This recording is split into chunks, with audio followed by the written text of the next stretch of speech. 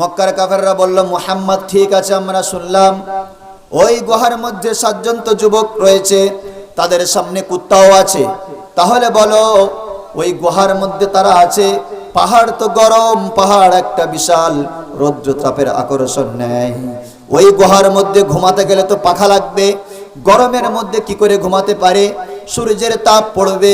রব্বুল আলামিন নবীকে বললেন, নবী ওদেরকে জানিয়ে দেন, ওয়াতারাশ শামসা ইযা তালাআত তাযাওয়ারু আন কাহফিহিম যাতাল ইয়ামিন।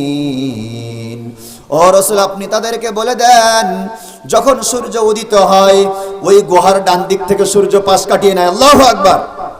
সূর্য কি করে? পাশ কাটিয়ে নেয়। কোনদিন দেখবেন না সূর্য পুরো সোজাসুজি উঠছে, দেখবে একটু আসার পরে ইশরাক টাইম দেখবেন ও হালকা হেলে গিয়েছে। হালকা কি হয়েছে? হেলে গিয়েছে। রব্বুল আলামিন বললেন, শোনো, ওয়াতারাশ শামসা ইযা তালাআত তাযাওয়ারু আন কাহফিহিম যাতাল ইয়ামিন, যখন ওই সূর্য উদিত হয় তখন ওই সূর্য গুহার ডান দিক থেকে সাইড নেয়। ওয়া ইযা গারাবাত তাকরিজুহুম যাতাশ শিমাল, আর যখন সূর্য ডুবন্ত অবস্থায় হয় ওই সূর্য তখন গুহার বাম দিক থেকে সাইড নেয়। কোন দিক থেকে? বাম দিক থেকে সাইড নেয়। তাহলে যখন সূর্য ওঠে হালকা ফিনকি যে আলোটা গুহার মধ্যে পড়ে আবার সাইড হয়, আবার যখন ডোবা ভাব হয়ে যায় হালকা ফিনকি আলোটা গুহার মধ্যে আসে, আবার সূর্য ডুবে যায়। তাহলে এতে কি ঘুমের অসুবিধা হবে?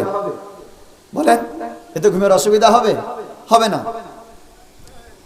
রব্বুল আলামিন সুন্দর করে জানিয়ে দিলেন, ও রাসূল আপনি তাদেরকে জানিয়ে দেন সবকিছু তারা কেমন ভাবে ঘুমিয়েছিল। ওয়া তাহসাবুহুম আইকাযাও ওয়া হুম রুকুদ। ও রাসূল হয়তো কেউ শুনে ভাববে 309 বছর কোনো মানুষ ঘুমাতে পারে না। একটা মানুষ যদি ঘুমায় 10 ঘন্টা 12 ঘন্টা ঘুমাক, একটানা 300 বছর কি করে ঘুমাতে পারে? হয়তো তারা জাগ্রত ছিল। ওয়াতাহসাবুহুম আইকাযাও ওয়া হুম রুকুদ। ও রাসূল তারা হয়তো মনে করেছে তারা জাগ্রত ছিল, না না না, ওয়া হুম রুকুদ, তারা ঘুমন্ত ছিল। তারা কি ছিল? ঘুমন্ত ছিল। কিন্তু মক্কার কাফেররা আবার জিজ্ঞাসা করলো, ও মুহাম্মদ যদি তারা ঘুমন্ত থাকে তাহলে একটা মানুষ যদি ঘুমায় এক পাশ ফিরে এতদিন কি করে ঘুমাতে পারে? তাদের তো ডান পাশ বাম পাশ হওয়া লাগবে। আল্লাহ বলে, ও রাসূল এই উত্তর দিয়ে দেন, ওয়া নুকাল্লিবুহুম যাতাল ইয়ামিনি ওয়া যাতাশ শিমাল।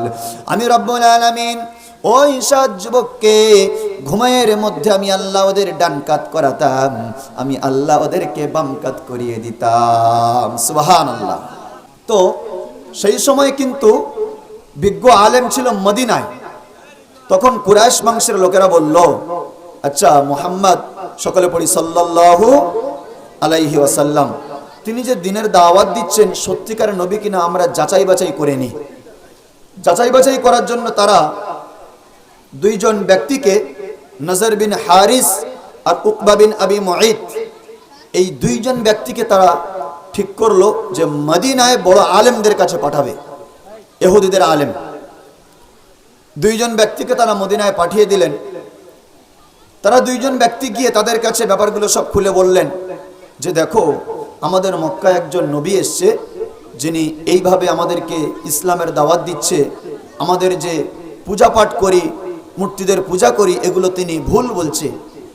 উনি কি সত্যি নবী? উনি বলছেন আমি শেষ নবী, আখেরি পয়গম্বর, খাতামুন নবীন, এটা কি সত্যি?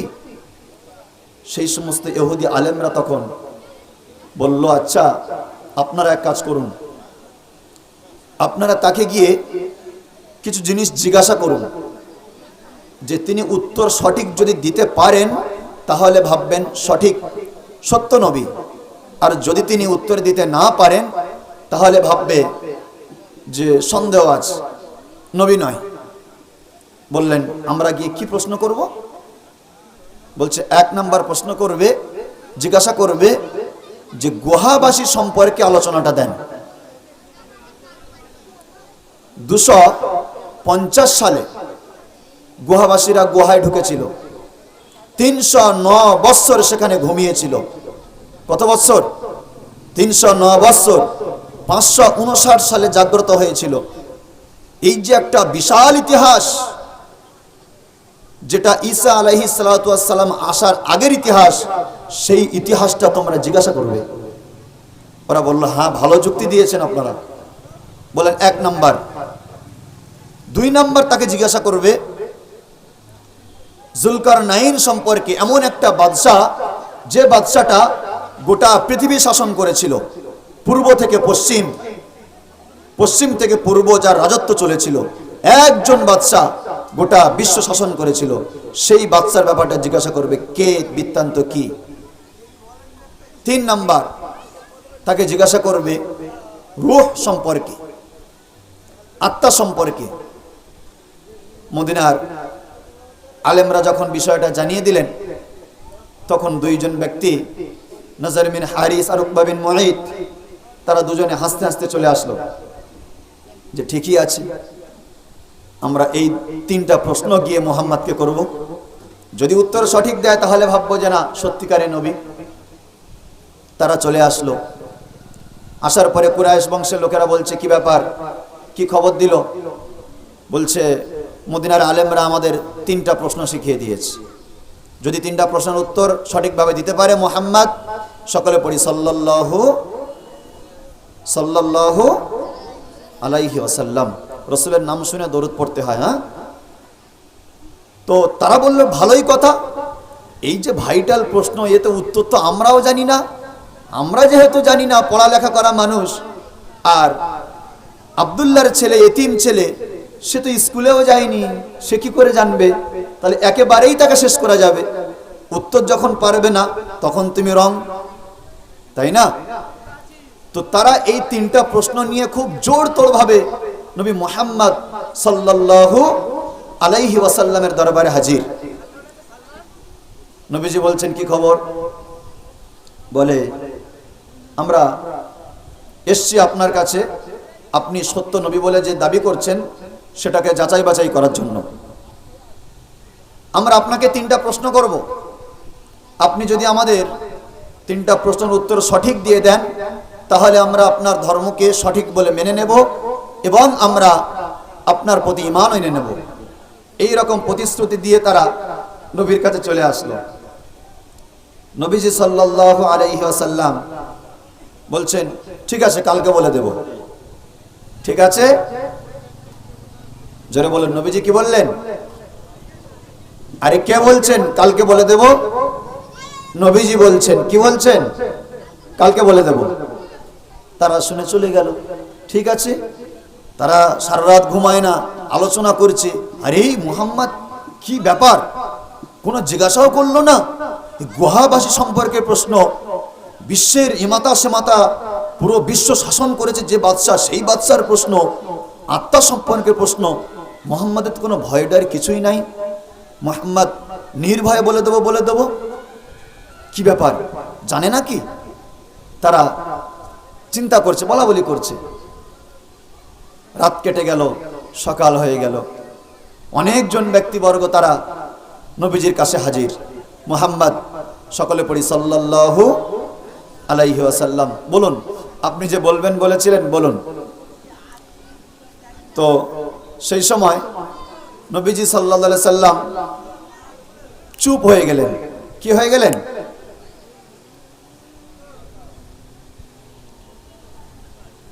নবীজি চুপ হয়ে গেলেন, উত্তর দিলেন না। কারণ নবীজি বলেছিলেন যে আমি তোমাদেরকে কালকে বলে দেব। কিন্তু নবীজি কি করে বলবেন? তিনি তো কোনো বই পড়ে আর বলবেন না। তানাকে যিনি জানিয়ে দেবেন তিনি কে? তিনি কে? তিনি কে? আল্লাহ তাআলা তা জানিয়ে দেবেন। কিন্তু কোনো ফারিস্তা আসেনি, ওহী আসেনি, স্বপ্নেও নবীকে কেউ জানায়নি। আল্লাহ তাআলা ফারিস্তার দ্বারা স্বপ্নে বা দিলে ইলহাম করে জানিয়ে দেবেন। কিন্তু নবীজি ওয়েট করছেন, কি ব্যাপার, আমার কাছে প্রশ্ন এসছে আর আমার আল্লাহ ফারিস্তা পাঠাচ্ছেন না। একদিন চলে গেল, তারা বলছে হ্যাঁ মুহাম্মদ পারবে না, মিথ্যা কথা বললো। তার পরের দিন আবার আসলো, নবীজি বলতে পারলেন না। আবার আসলো, নবীজি বলতে পারলেন না।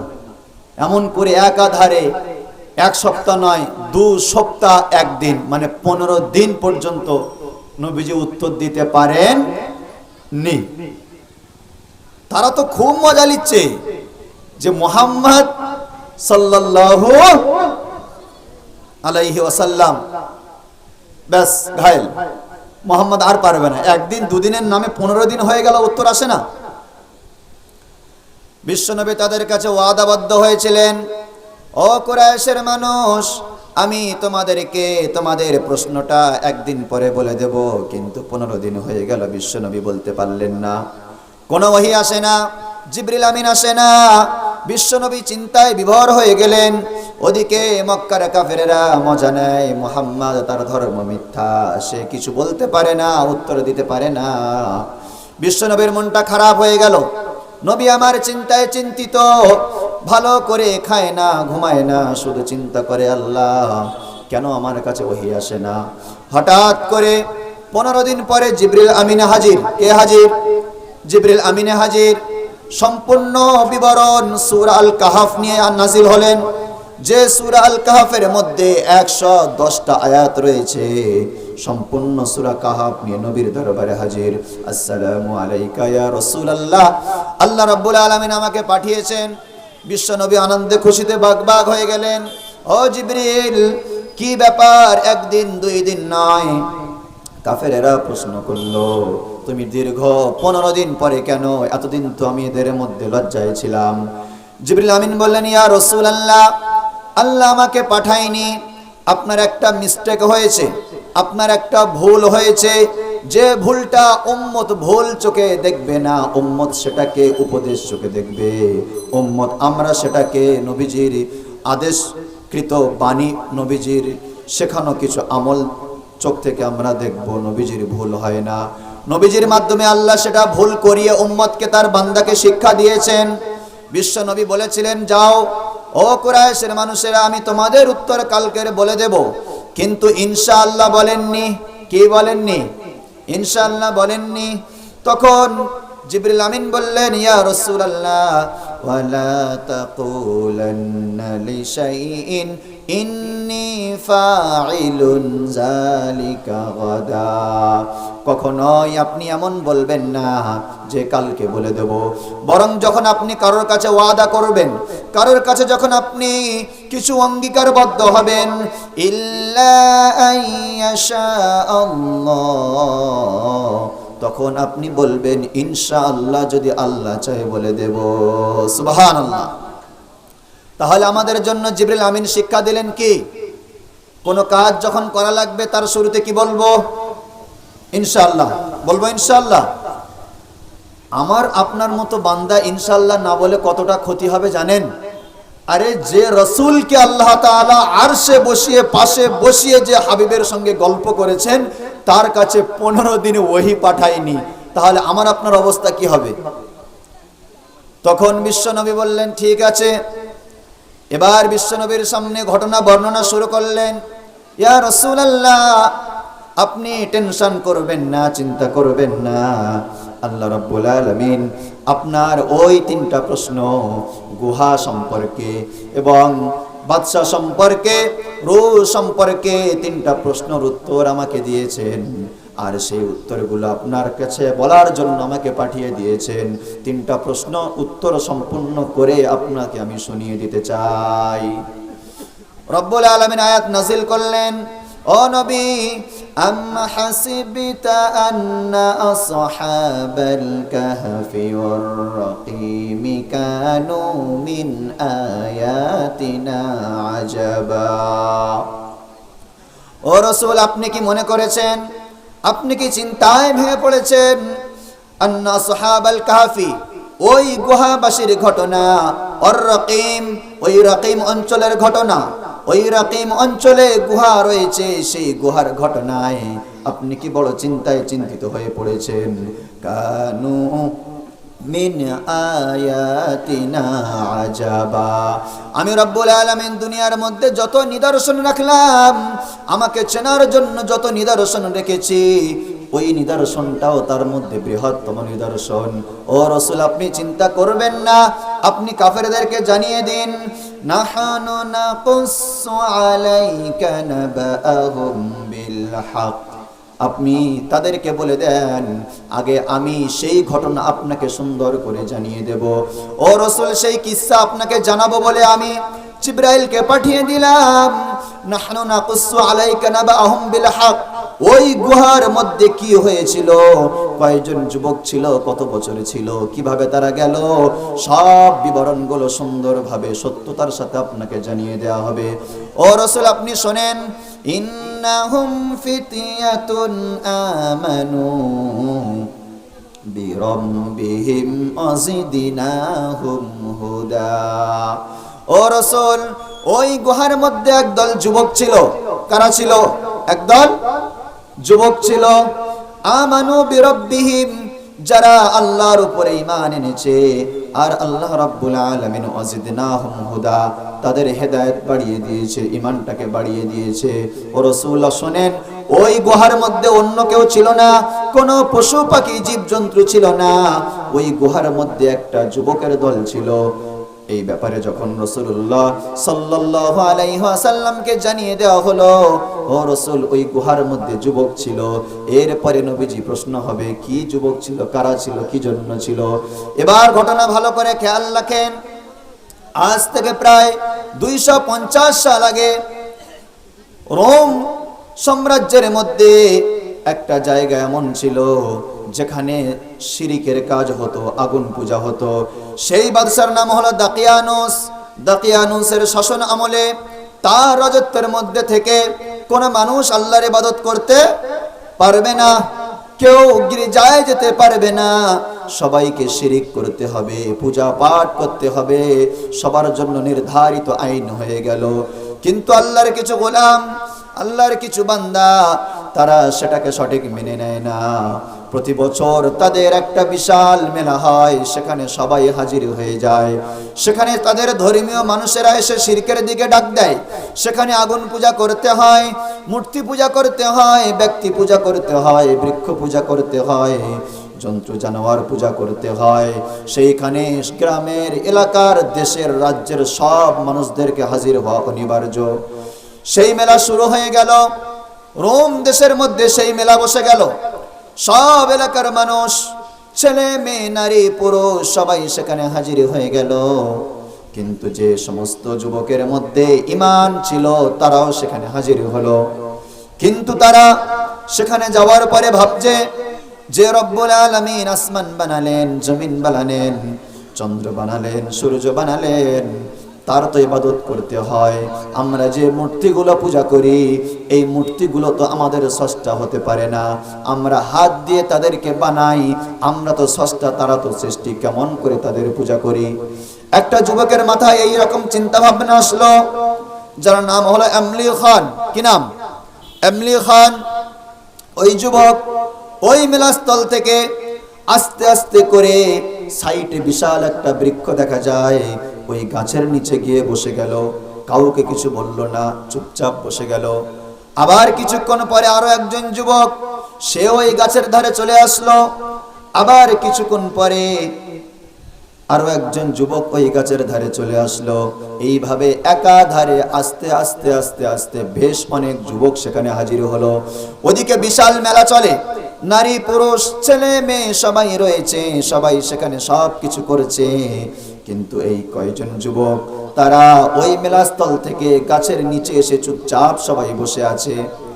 কেউ কারোর সাথে কথা কয় না। সবাই মনে করে, আমি যদি আমার ভিতরের রাজটা খুলে বলে দেই, হয়তো অন্যজন আমার উপরে শত্রুতা করবে। সবাই চুপচাপ। হঠাৎ করে একজন যুবক বলল, শোনো ভাই, আমরা সবাই রোমের মানুষ, আমরা সবাই দাকিয়ানুস বাদশার শাসন আমলের মানুষ। আমরা কেন এখানে এসেছি? কেউ কারোর রাস্তা জানি না। ওখানে মেলা চলছে, ওখানে শিরিক হচ্ছে, ওখানে অনেক কিছু নোংরামি হচ্ছে, কেন আমরা সবাই এখানে? এমন তো চুপ থাকলে হবে না। বলো ভাই, কার কি বৃত্তান্ত, কে কি ব্যাপার নিয়ে এসছো এখানে, আমাদের জানাও। যখন একজন এই কথা বলল, তখন একজন বলল, শোনো ভাই, আমি আমার চিন্তা দিয়ে, বিবেক দিয়ে বিবেচনা করে দেখলাম, সৃষ্টি যারা হয় তাদের পূজা করা যাবে না, ইবাদত উপাসনা আরাধনা করতে হবে স্রষ্টার, কিন্তু আমরা নিজেরাই স্রষ্টা সেজে আমরা তৈরি করি আর তাদেরকে পূজা পাঠ করি, তাদের উপাসনা আরাধনা করি। আমার মনটা যেন মানে না। আমার মনে হয় উপাসনা তো তার করা দরকার যিনি আসমান জমিন চাঁদ সূর্য হাওয়া এগুলো যিনি বানিয়েছেন তিনি হবে স্রষ্টা। যখন একজন তার ব্যাখ্যা এমন খুলে দিল, আরেকজন বলল হ্যাঁ ভাই আমার তো সেই কথা, আরেকজন বলল হ্যাঁ আমার তো সেই কথা, আরেকজন বলল আমিও তাই। এমন ভাবে যে কজন যুবক ওখানে বসেছিলেন, 7 জন মোট যুবক কোরআনের মধ্যে বর্ণনা, ওই 7 জন যুবক সবাই বলল আমরা তাহলে একই ভাবে আছি, তাহলে কিভাবে আমরা সেখানে শিরিক করতে পারি, পূজা করতে পারি?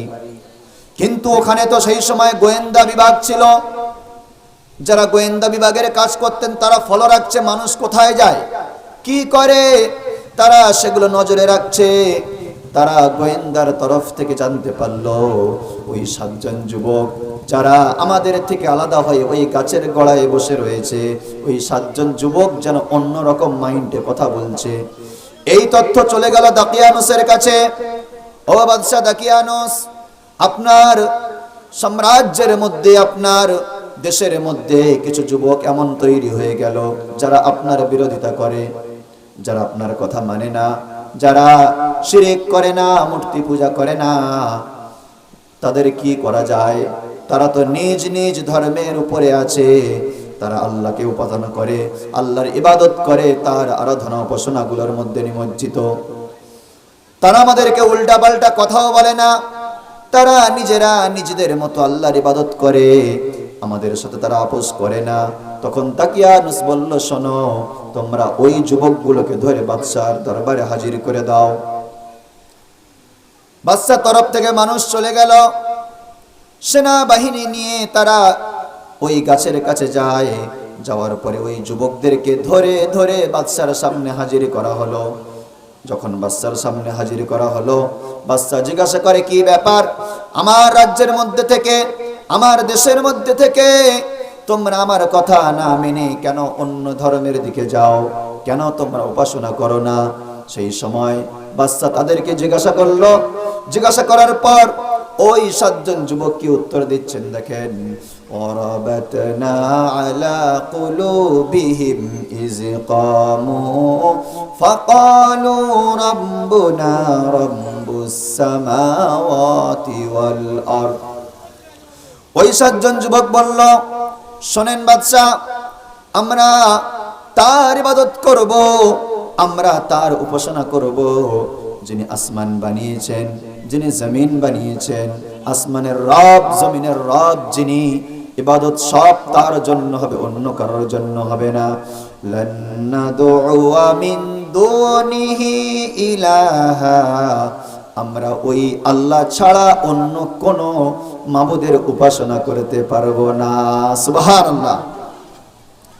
এখানে প্রথম পয়েন্ট আলোচনার খেয়াল রাখুন। তাহলে ওই 7 জন যুবক যারা ইসলামের পথে ছিল, যারা শরিয়াতের পথে ছিল, ওই 7 জন বেশি না একটা দেশের বিশাল জনসংখ্যা সেই ভাগটা বেশি? কথা বলেন, কজন বেশি? 7 জন বেশি নাকি না? এরা তো কম সংখ্যক, এরা তো অনেক কম। কিন্তু বাদশার মতো বাদশা, রোম দেশের বাদশা, তৎকালীন সময়ে বিশ্বের সবথেকে শক্তিশালী বাদশা ছিল দাকিয়ানুস, তার সামনে দাঁড়িয়ে বলছে আমরা লান নাদউয়া মিন দুনিহি ইলাহা, আল্লাহ ছাড়া কারোর ইবাদত করব না। মানে আমার জীবন, আমার মরণ, আমার চলা, আমার বলা, আমার সাপোর্ট, আমার আনসাপোর্ট, আমার মিট, আমার নট মিট, সবকিছু হবে কার জন্য? আল্লাহর জন্য। বাদশার সামনে এরকম ভাবে বলা বুকের পাটা দরকার আছে। রব্বুল আলামিন তাদের পাটা তৈরি করে দিয়েছেন। আল্লাহ কি বললেন? ওয়ারাবাতনা আলা কুলুবিহিম ইয কামু।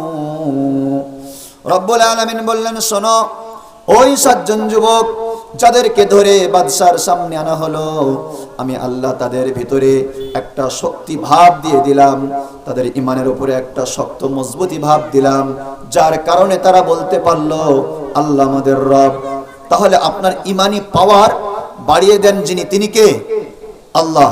তবে কিন্তু আপনাকে নিট জায়গায় থাকতে হবে, ঠিক কি না? আজকের আলোচনা থেকে 4টে জিনিস আমরা শিখব, তো শেষে সেগুলো বলবো। 4টে কি আমরা শিখলাম, আলোচনার স্টেপটা খেয়াল রাখবেন।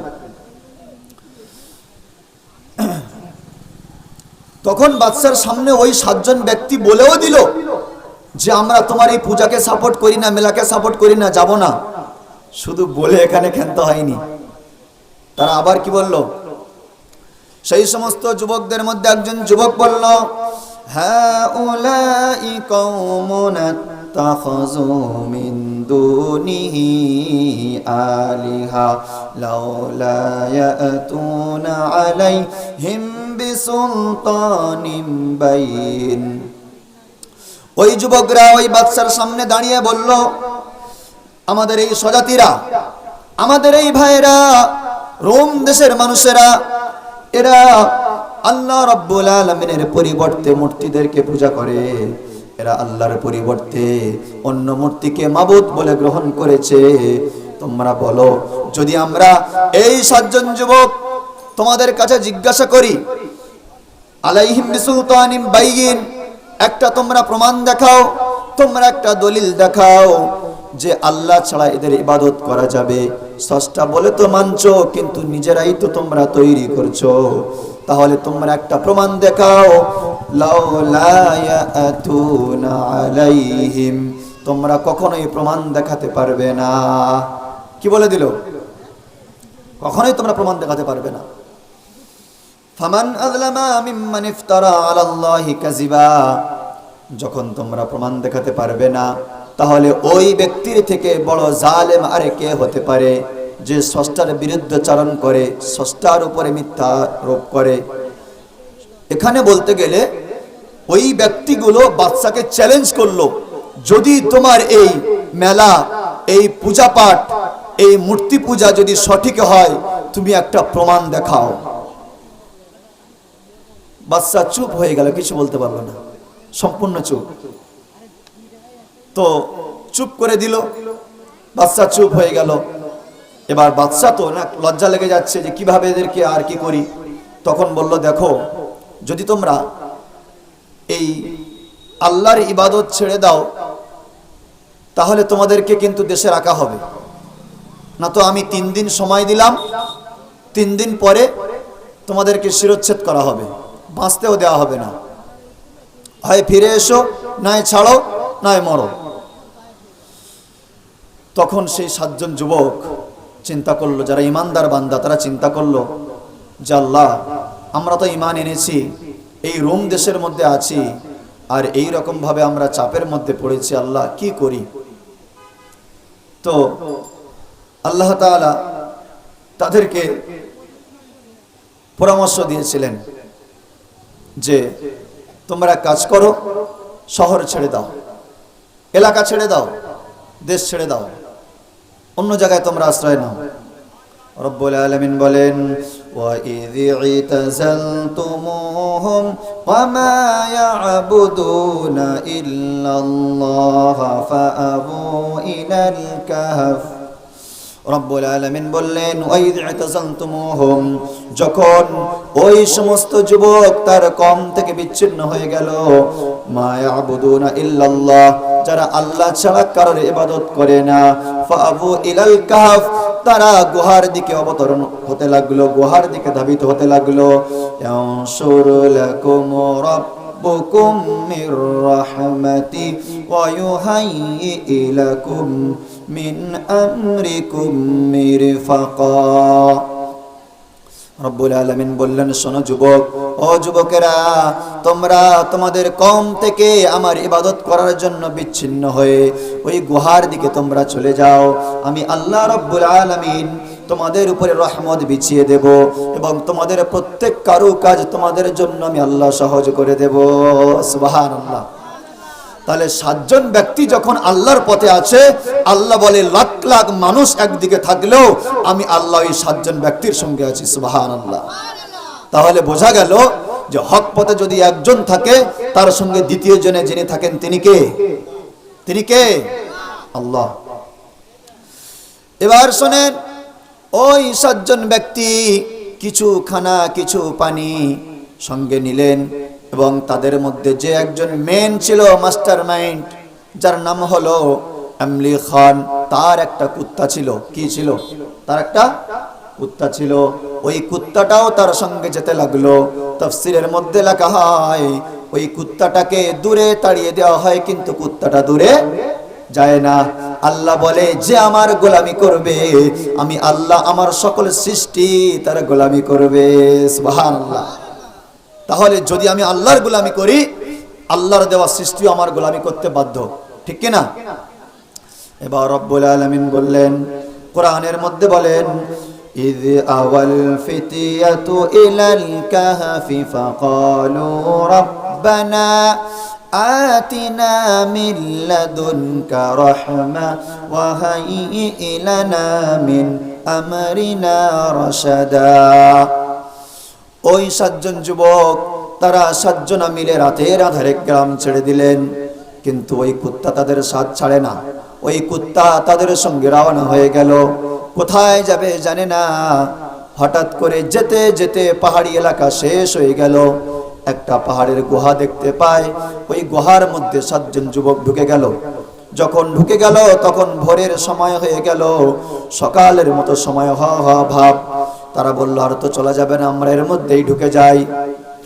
ওই 7 জন যুবক যখন ওই গুহার মধ্যে চলে গেল, যাওয়ার পরে রবের কাছে হাত তুলে দোয়া করে, আল্লাহ আতিনা মিন লাদুনকা রাহমা, ও আল্লাহ, আমরা গুহার মধ্যে প্রবেশ করলাম, আপনি আপনার তরফ থেকে আমাদের উপরে রহমত নাজিল করুন।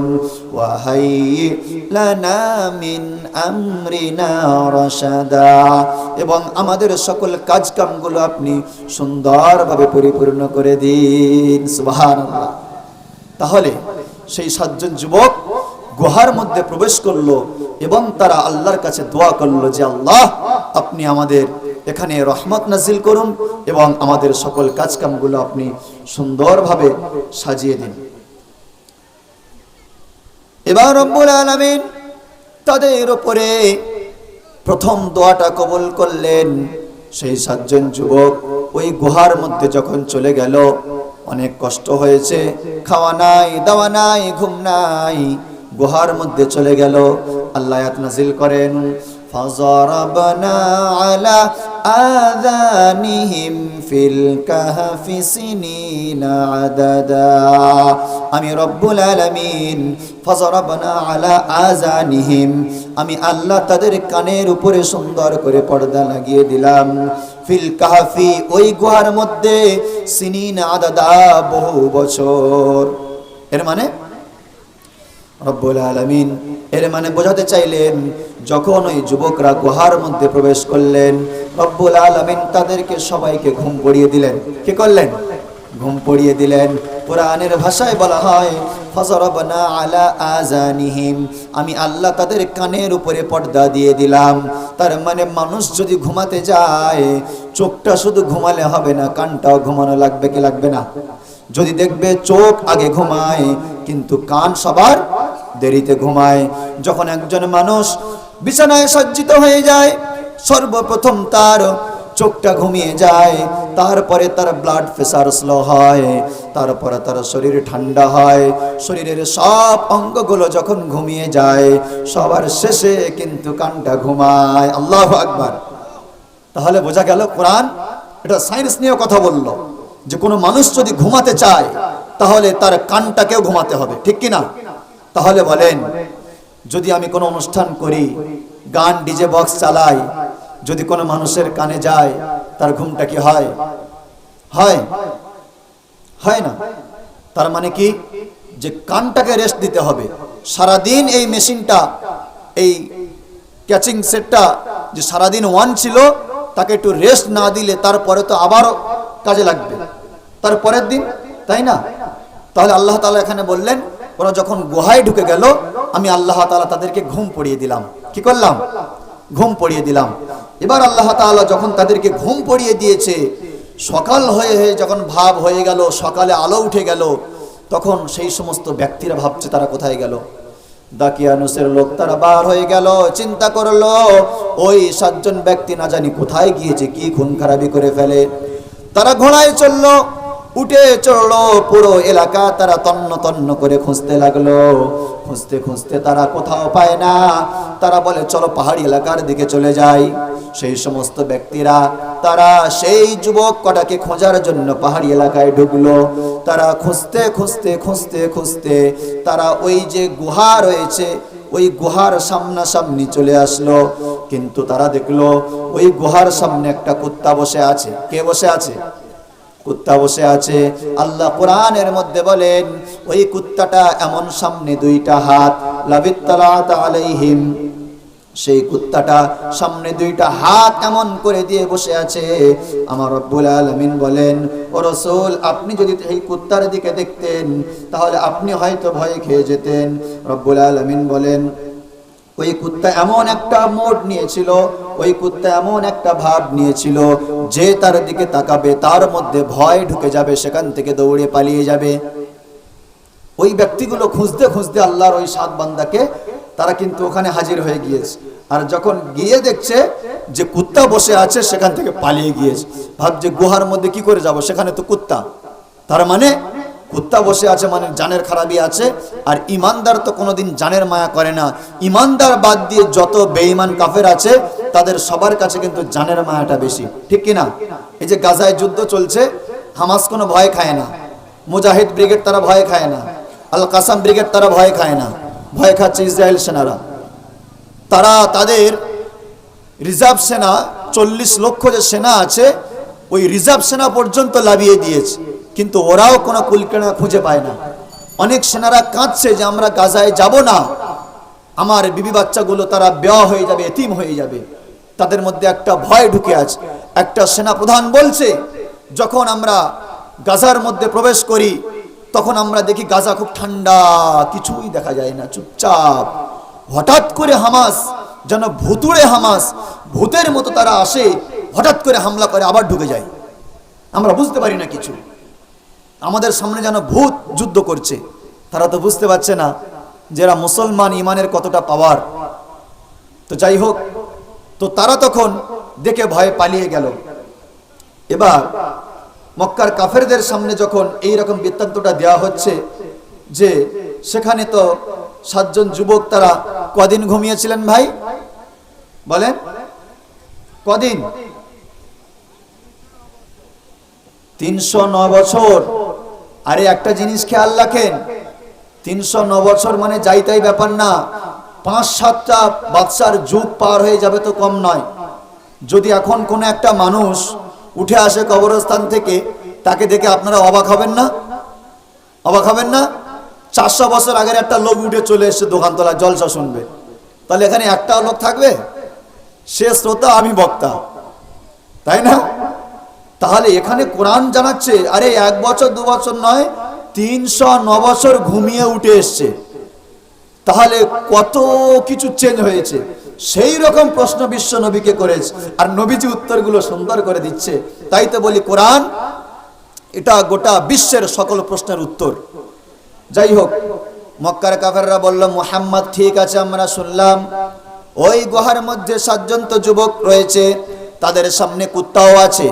তাহলে বলো ওই গুহার মধ্যে তারা আছে, পাহাড় তো গরম, পাহাড় একটা বিশাল রৌদ্রতাপের আকর্ষণ নেয়। ওই গুহার মধ্যে ঘুমাতে গেলে তো পাখা লাগবে, গরমের মধ্যে কি করে ঘুমাতে পারে? সূর্যের তাপ পড়বে। রব্বুল আলামিন নবীকে বললেন, নবী ওদেরকে জানিয়ে দেন ওয়াতারাশ শামসা ইযা তালাআত তাযাওয়ারু আন কাহফিহিম যাতাল ইয়ামিন। ও রাসূল, আপনি তাদেরকে বলে দেন যখন সূর্য উদিত হয় ওই গুহার ডান দিক থেকে সূর্য পাশ কাটিয়ে নেয়। আল্লাহু আকবার। সূর্য কি করে? পাশ কাটিয়ে নেয়। কোনোদিন দেখবেন না সূর্য পুরো সোজাসুজি উঠছে, দেখবে একটু আসার পরে ইশরাক টাইম দেখবেন ও হালকা হেলে গিয়েছে। হালকা কি হয়েছে? হেলে গিয়েছে। রব্বুল আলামিন বললেন শোনো, ওয়াতারাশ শামসা ইযা তালাআত তাযাওয়ারু আন কাহফিহিম যাতাল ইয়ামিন। যখন ওই সূর্য উদিত হয় তখন ওই সূর্য গুহার ডান দিক থেকে সাইড নেয়। ওয়া ইযা গরাবাত তাকরিজুহুম যাতাশ শিমাল, আর যখন সূর্য ডুবন্ত অবস্থায় হয় ওই সূর্য তখন গুহার বাম দিক থেকে সাইড নেয়। কোন দিক থেকে? বাম দিক থেকে সাইড নেয়। তাহলে যখন সূর্য ওঠে হালকা ফিনকি যে আলোটা গুহার মধ্যে পড়ে আবার সাইড হয়, আবার যখন ডোবা ভাব হয়ে যায় হালকা ফিনকি আলোটা গুহার মধ্যে আসে, আবার সূর্য ডুবে যায়। তাহলে এতে কি ঘুমের অসুবিধা হবে? বলেন, এতে ঘুমের অসুবিধা হবে? হবে না। রব্বুল আলামিন সুন্দর করে জানিয়ে দিলেন, ও রাসূল আপনি তাদেরকে জানিয়ে দেন সবকিছু তারা কেমন ভাবে ঘুমিয়েছিল। ওয়া তাহসাবুহুম আইকাযান ওয়া হুম রুকুদ।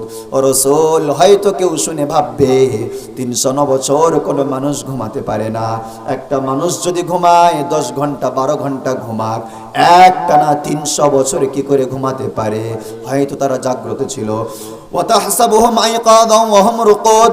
ও রাসূল তারা হয়তো মনে করেছে তারা জাগ্রত ছিল, না না না, ওয়া হুম রুকুদ, তারা ঘুমন্ত ছিল।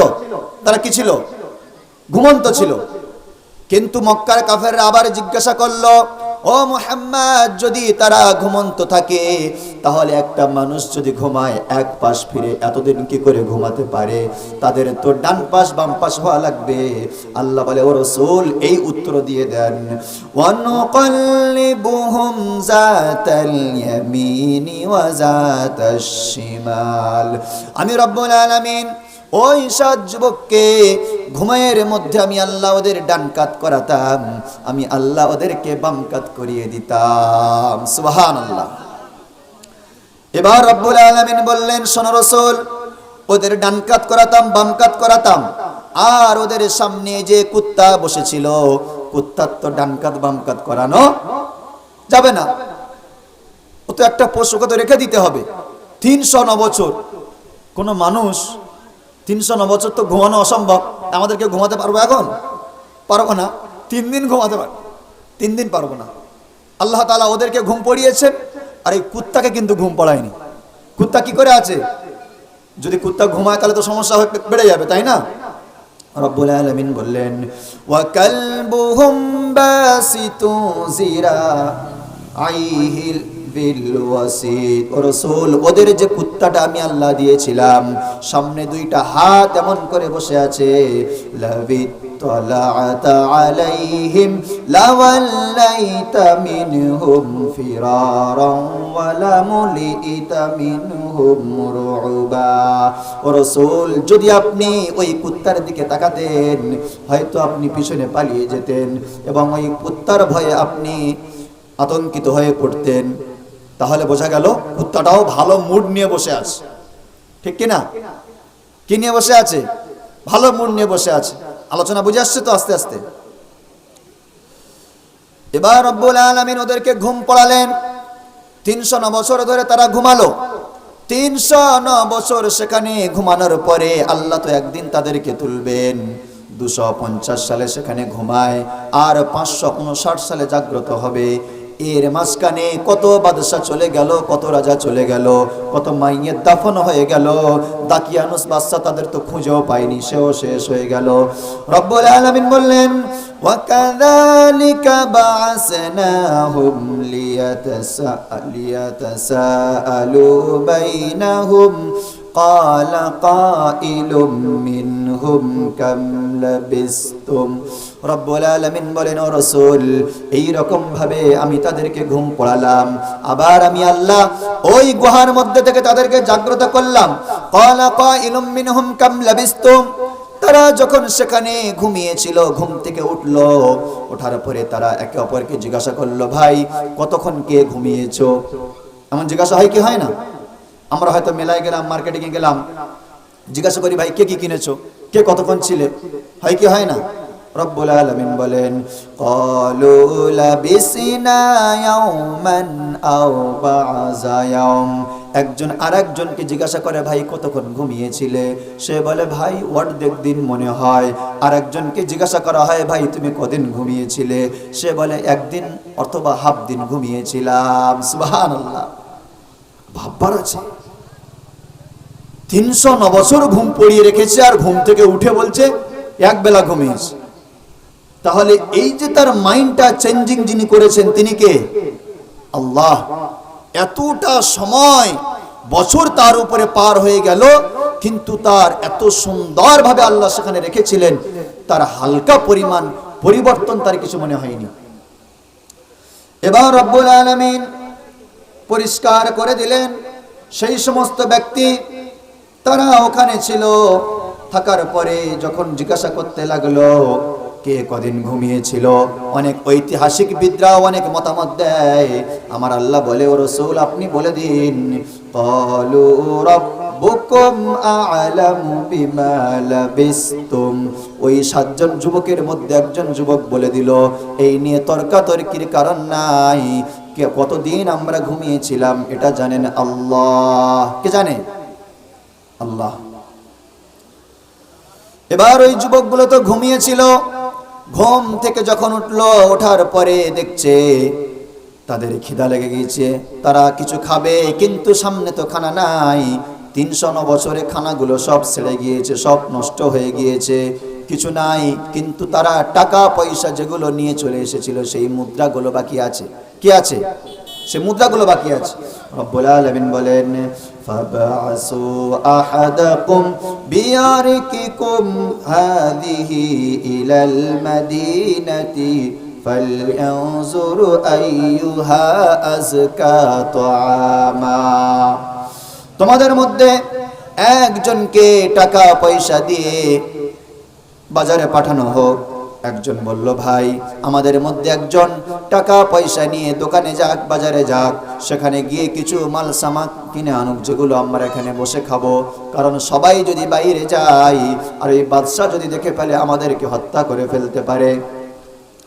এবার তারা পরিষ্কার করে বলল, ওয়ালিয়াতালাত্তাফ ওয়ালা ইউশইরান্না বিকুম আহাদা। শোনো, যে ওই সোনার উপর টাকাগুলো নিয়ে মার্কেটে যাবে, কেনাকাটা করতে যাবে, খুব সাবধানের সাথে, যেন কেউ বুঝতে না পারে আমরা ওখানে আছি, আমরা ওই মানুষ। মানে সবকিছু কিন্তু খুব সাবধানের সঙ্গে করছে, তাই না? তাহলে বোঝা গেল ইসলামের উপরে চলতে গেলে অনেক সময় কি হয়, ঘরও ছাড়তে হয়, অনেক সময় গুহায় লুকিয়েও থাকতে হয়। গুহায় আমার নবীজিও লুকিয়েছিলেন, তাই না? এবার সেই যুবকদের মধ্যে থেকে একজন যুবক টাকা পয়সাগুলো নিয়ে চলে গেল দোকানে মাল সামান কেনার জন্য। কিন্তু ভাই দেখেন, একদিন দুদিন নয়, 300 বছরের বেশি তো সময় পার হয়ে গিয়েছে। ওই যুবকের কোনো খবর নেই। সে জানে যেমন ছিল একদিন 2 দিনের ব্যবধান, সেই ব্যক্তি ওই টাকাগুলো নিয়ে দোকানে চলে গেল, টাকাগুলো কিন্তু বার করেনি। দোকানদারকে বলল, ভাই খাবার দেন। দোকানদার খাবার দিয়ে দিল, কি কি লাগবে খাদ্য, সব খাদ্যগুলো নিয়ে নিল, কিন্তু টাকা বার করেনি। শেষে যখন বিলটা তার সামনে করে দিল, আর সেই বিলটা করার পরে যখন টাকাটা বার করলো, দোকানদার টাকা নেয় না। কি করে না? আর টাকা নেয় না। দোকানদার বলল, এটা টাকা নয়, এটা আমাদের মুর্দা নয়, এ মুর্দা বাতিল হয়েছে, এ মুর্দা ক্যান্সেল হয়েছে, মুর্দা চলবে না, আমাদের মুর্দা দাও। সেই সময় যুবক বলে, কোথায় আমাদের মুর্দা? এই তো আমাদের টাকা। বলে না, বলে না এটাই আমাদের টাকা। বলে না, বলে আরে আমরা একদিন পরে তো এসছি, কোথায় আবার কি হলো? বলে না, এখনকার টাকা নয়, এটা অনেক আগের বছর টাকা হতে পারে, আমি দোকানদার নিজেও জানি না, আমাদের টাকা দাও, নয় মাল ফেরত নিয়ে নাও। এমন হতে হতে খবর এদিক ওদিকে যখন ছড়িয়ে যেতে লাগলো, মানুষেরা এসে দোকানদারের কাছে জড়ো হতে লাগলো। সবাই আস্তে আস্তে জড়ো হয়ে গেল, কি ব্যাপার, কি একটা মুদ্রা আনলো দেখি, সবাই দেখি। এমন হয় কি হয় না? হয় না? নতুন জিনিস একটা আসলে আমরা সেটাকে দেখার চেষ্টা করি। তো সবাই যখন সেখানে চলে আসলো, চলে আসার পরে সবাই চিন্তা করলো, হায় কি হবে আমাদের সেই লোকটা, এই 7 জন গুহা থেকে চিন্তা করছে, আমাদের যে লোকটা গেল তাকে কি ধরে নিল? সে হয়তো আবার প্রশাসন নিয়ে, পুলিশ প্রশাসন নিয়ে হয়তো গুহায় ঢুকবে। এরা তো চিন্তায় অস্থির হয়ে যাচ্ছে, আল্লাহ কি হবে। কিন্তু ওই যুবক, যে যুবক বাইরে টাকা নিয়ে গেল, সে বলল, ভাই আমি মিথ্যা কথা কিন্তু বলি না, আমি মিথ্যা বলছি না, এটা আমাদের টাকা। এমন খবর হতে হতে এই খবর গোয়েন্দার হাতে চলে গেল। সঙ্গে সঙ্গে সরকারের তরফ থেকে লোক চলে আসলো, বলল এই টাকা তো এখনকার টাকা নয়। টাকাটা যুবকের কাছ থেকে নিয়ে নিল। নিয়ে নেওয়ার পরে যুবককেও অ্যারেস্ট করলো। অ্যারেস্ট করার পরে ওই যুবককে বলা হলো তোমাকে কোথাও নিয়ে যাওয়া হবে না, তোমাকে আমরা প্রথমে বাদশার দরবারে হাজির করব, ওইখানে গিয়ে জানবো বৃত্তান্তটা কি। ওই যুবককে বাদশার সামনে নিয়ে যাওয়া হলো। ওই টাকাটা নিয়ে যাওয়া হলো। যে সমস্ত বিজ্ঞ মানুষেরা সেখানে আছে তাদের সামনে টাকাটা ফেলা হলো। বলে দেখুন তো এটা এখনকার টাকা না কত বছর আগের টাকা। তারা বলল, দেখে যাচাই বাছাই করে বলল, মনিব এটা এখনকার টাকা নয়, এটা হলো 300-350 বছর আগেকার মুদ্রা। সুবহানাল্লাহ, তখনকার মুদ্রা সেটা। তাহলে সেই যুবক তো সে নিজেও শুনে অবাক যে 350 বছর আগের টাকা। আমি তো একদিন হাফ দিন ঘুমিয়েছিলাম। কোরআন কি আজীব তথ্য দিচ্ছে। যখন এই তথ্যগুলো পেয়ারা হাবিব সাল্লাল্লাহু আলাইহি ওয়াসাল্লাম মক্কার কাফেরদের শোনাচ্ছে, তাদের চক্ষু চড়ক গাছ যে ইতিহাস পেল কোথায়, ইতিহাস পেল কোথায়। কোরআনে তো কোনো ভুল নেই, কোরআন তো সত্যবাণী। এবার ওই সময় বাদশা বলল তুমি থাকো এখানে, অ্যাড্রেস দাও, কে তুমি, কোথায় ছিলে। এখনকার মানুষের মতো তুমি তো দেখতে নয়, অনেক দিন 350 বছর তুমি কোথায় ছিলে, কি তোমার খবর, কি তোমার পরিচয়, খবর দাও। সে বলে আমি কি পরিচয় দেব, আমি আর আমার 6 বন্ধু মোট 7 জন মিলে আমরা একটা গুহার মধ্যে আসলাম। সেই গুহার মধ্যে গিয়ে আমরা ঘুমিয়ে পড়লাম, আর ঘুম থেকে উঠে টাকা নিয়ে দোকানে আসলাম, আর আপনার লোকেরা আমাকে ধরে আনলো। এটা আজীব লাগে না? যদি আমি রাত্রে গিয়ে বাড়িতে ঘুমাই, সকালে দোকানে গিয়েছি, পুলিশ ধরে নিয়ে চলে গিয়েছে টাকা দেখে। আরে টাকা দেখে ধরে নিয়ে যাবে কেন? তারা বলল না। ওখানের যারা রাজপ্রাসাদের মন্ত্রী ছিল তারা বলল না, বিষয়টা তদন্ত করা দরকার আছে না নাই? আছে। তারা বলল শোনো ও যুবক, ভয় করার কারণ নাই, তুমি আমাদের সঙ্গে আসো। 6 বন্ধু কোথায়, চলো সেখানে যাই। এবার ওই যুবককে সাথে নিয়ে নিল। সাথে নিয়ে নেওয়ার পরে ওই যুবককে হাত ধরে নিয়ে ওই যে রাকিম শহরের গুহা রয়েছে, ওই গুহার সামনে চলে আসলো। আসার পরে 6 জন ব্যক্তির গা থরথর করে কাঁপছে। আল্লাহ, এই যে ভয়টা করেছিলাম, গিয়ে প্রশাসন না ধরা পড়ে যায়, আবার দেখি তো বিশাল বাহিনী নিয়ে, সেনাপতি নিয়ে, পুলিশ প্রশাসন তীর কামান তলোয়ার নিয়ে গুহার সামনে হাজির। ভয় খেয়ে গিয়েছে এরা। 7 জন ব্যক্তি তখন চুপচাপ হয়ে গেলেন। সেই সময় তৎক্ষণাৎ প্রশাসন বলল ভয় করবেন না, আপনারা এখানে একদিন দুদিন নয়, এই গুহার মধ্যে আপনারা 300 বছর ছিলেন। তারা বলল মিথ্যা মামলা দেবে নাকি? 300 বছর, 1-2 দিন আমরা মনে হচ্ছে ছিলাম, 300 বছর নাম দিয়ে দিল। এ তো দেখছি জালেমের উপরে আরো জালেম, এখন কিছু মারধর করেনি, বিশাল একটা মিথ্যা অপবাদ নাকি 300 বছর এখানে আছি। ভয় লেগে যাবে না? যদি মনে করেন এই দোকানটা একজন করেছে, বছর 20 হয়েছে, বলছে 400 বছর আগের দোকান, তাহলে লোক তো, সরকার তো মাথা খারাপ হয়ে যাবে যে 400 বছর আগে ভারতে কি ইট ছিল, এই প্লাস্টার ছিল না। যখন এই রকম বলল, সবাই বিভ্রান্তির মধ্যে পড়ে যায়। তখন একজন মন্ত্রী বলল শোনো, চিন্তা করার কারণ নাই, তোমাদের সময় বাচ্চার নাম কি ছিল বলো। তখন একজন ব্যক্তি বলল শোনেন, আমরা ইমানদার, আমরা আল্লাহকে বিশ্বাস করি, আমরা মিথ্যা বলি না। আমরা যখন এখানে এসেছিলাম সেই সময় বাদশার নাম ছিল দাকিয়ানুস। আমরা এখানে যখন আসি তখন সালটা ছিল 250 সাল, এখনো তো 250 সাল আছে। সেনাপতিরা বলছে না ভাই, এখন 250 সাল নয়, এখন 559 সাল, 309 বছর অতিক্রম করেছে তোমরা এখানে। এরা চিন্তায় পড়ে গেল, কেমন করে হতে পারে, আমরা এখানে দাঁড়িয়েছি, হয়তো ঘুমিয়েছিলাম, অর্থাৎ শুয়েও ছিলাম মনে হয় 1-1.5 দিন, আমাদের তো একদম মনে হয় না আমরা এখানে এতদিন ছিলাম। বলে ভাই কি ব্যাপার, খুলে বলো না, কেন তোমরা গুহার মধ্যে, কি ব্যাপার, লোক তো ঘরে ঘুমায়, তোমরা কেন গুহায় ঘুমাও? তদন্ত কেন হচ্ছে বুঝতে পারছেন? বলল চিন্তা করার কারণ নাই, টেনশন করবেন না, এখনকার যিনি বাদশা তিনি হচ্ছেন মুসলমান, তোমাদের কোনো ক্ষতি হবে না, খারাপই হবে না, তোমরা নিশ্চিন্তে বলো। তখন যুবকেরা বলল শোনেন, আমাদের ওই ইতিহাস আমরা 7 জন যুবক রোম দেশের একটা মেলা থেকে চলে আসলাম। সেখানে আমরা মূর্তি পূজা শিরিক করলাম না, আমাদেরকে মারার ভয় দেখিয়েছিল। আমরা পালিয়ে কিছু মুদ্রা নিজেদের যা যা ছিল নিয়ে গুহায় আসলাম। ওই গুহায় আসার পরে ক্ষুধা লাগলো, আমরা লোক পাঠালাম। আমরা সেই দাকিয়ানুস বাদশার আমলের মানুষ, আমরা তখন ছিলাম, আর এখন তো আমরা এখনো আছি। জানি না বাদশা মরে আছে কি বেঁচে আছে, জানা নাই। যখন এমন খবর বলে দিল, এরা তখন বলল চলো রাজপ্রাসাদে যাও, জাস্টিসকে খবর নাও, জাস্টিসের কাছে যত কেসের ফাইল আছে ফাইলগুলো তলব করো, ফাইলগুলো উল্টে উল্টে দেখো। ওই সালের 250 সালের ফাইলগুলো বার করা হলো। 250 সালের ফাইলগুলো বার করার পরে বলা হলো দেখো তো এখানে কোনো 7 জন ব্যক্তির নামে মামলা আছে কিনা। কে খুঁজছে? আরে কোরআন যদি কেউ ভালো করে গবেষণা করে, এই কোরআন থেকে গোয়েন্দা বিভাগ ওরা তো শিখেছে তদন্ত করার সিস্টেম। আমাদের কি করতাম, মারধর করে ভাট মিথ্যা কথা বলছে কেন, চালাই বেজো। 950 বছর 350 বছর ঘুমিয়ে বলছে, একদিন ঘুমিয়ে চালাকি মিথ্যা জায়গা হয়ে মানে বলে দিলেন এক থাপ্পড়। কিন্তু তারা বলল না, চলো গবেষণায় আগাও। সেই সমস্ত মন্ত্রী মিনিস্টার তারা সব জজের কাছে গেল বিশাল একটা মামলা নিয়ে, যে 300 বছর আগের মামলা কি খুঁজে পাওয়া যাবে নাকি। তারা উল্টে উল্টে দেখলো, হ্যাঁ 300 বছর আগে একটা মামলা ঠোকা হয়েছিল। এখানে যে 7 জন ব্যক্তির নামে, সেই 7 জন ব্যক্তি ওই গুহায়। আল্লাহু আকবার। তাহলে 309 বছর আগের মামলা 559 সালে বার করা হয়েছে।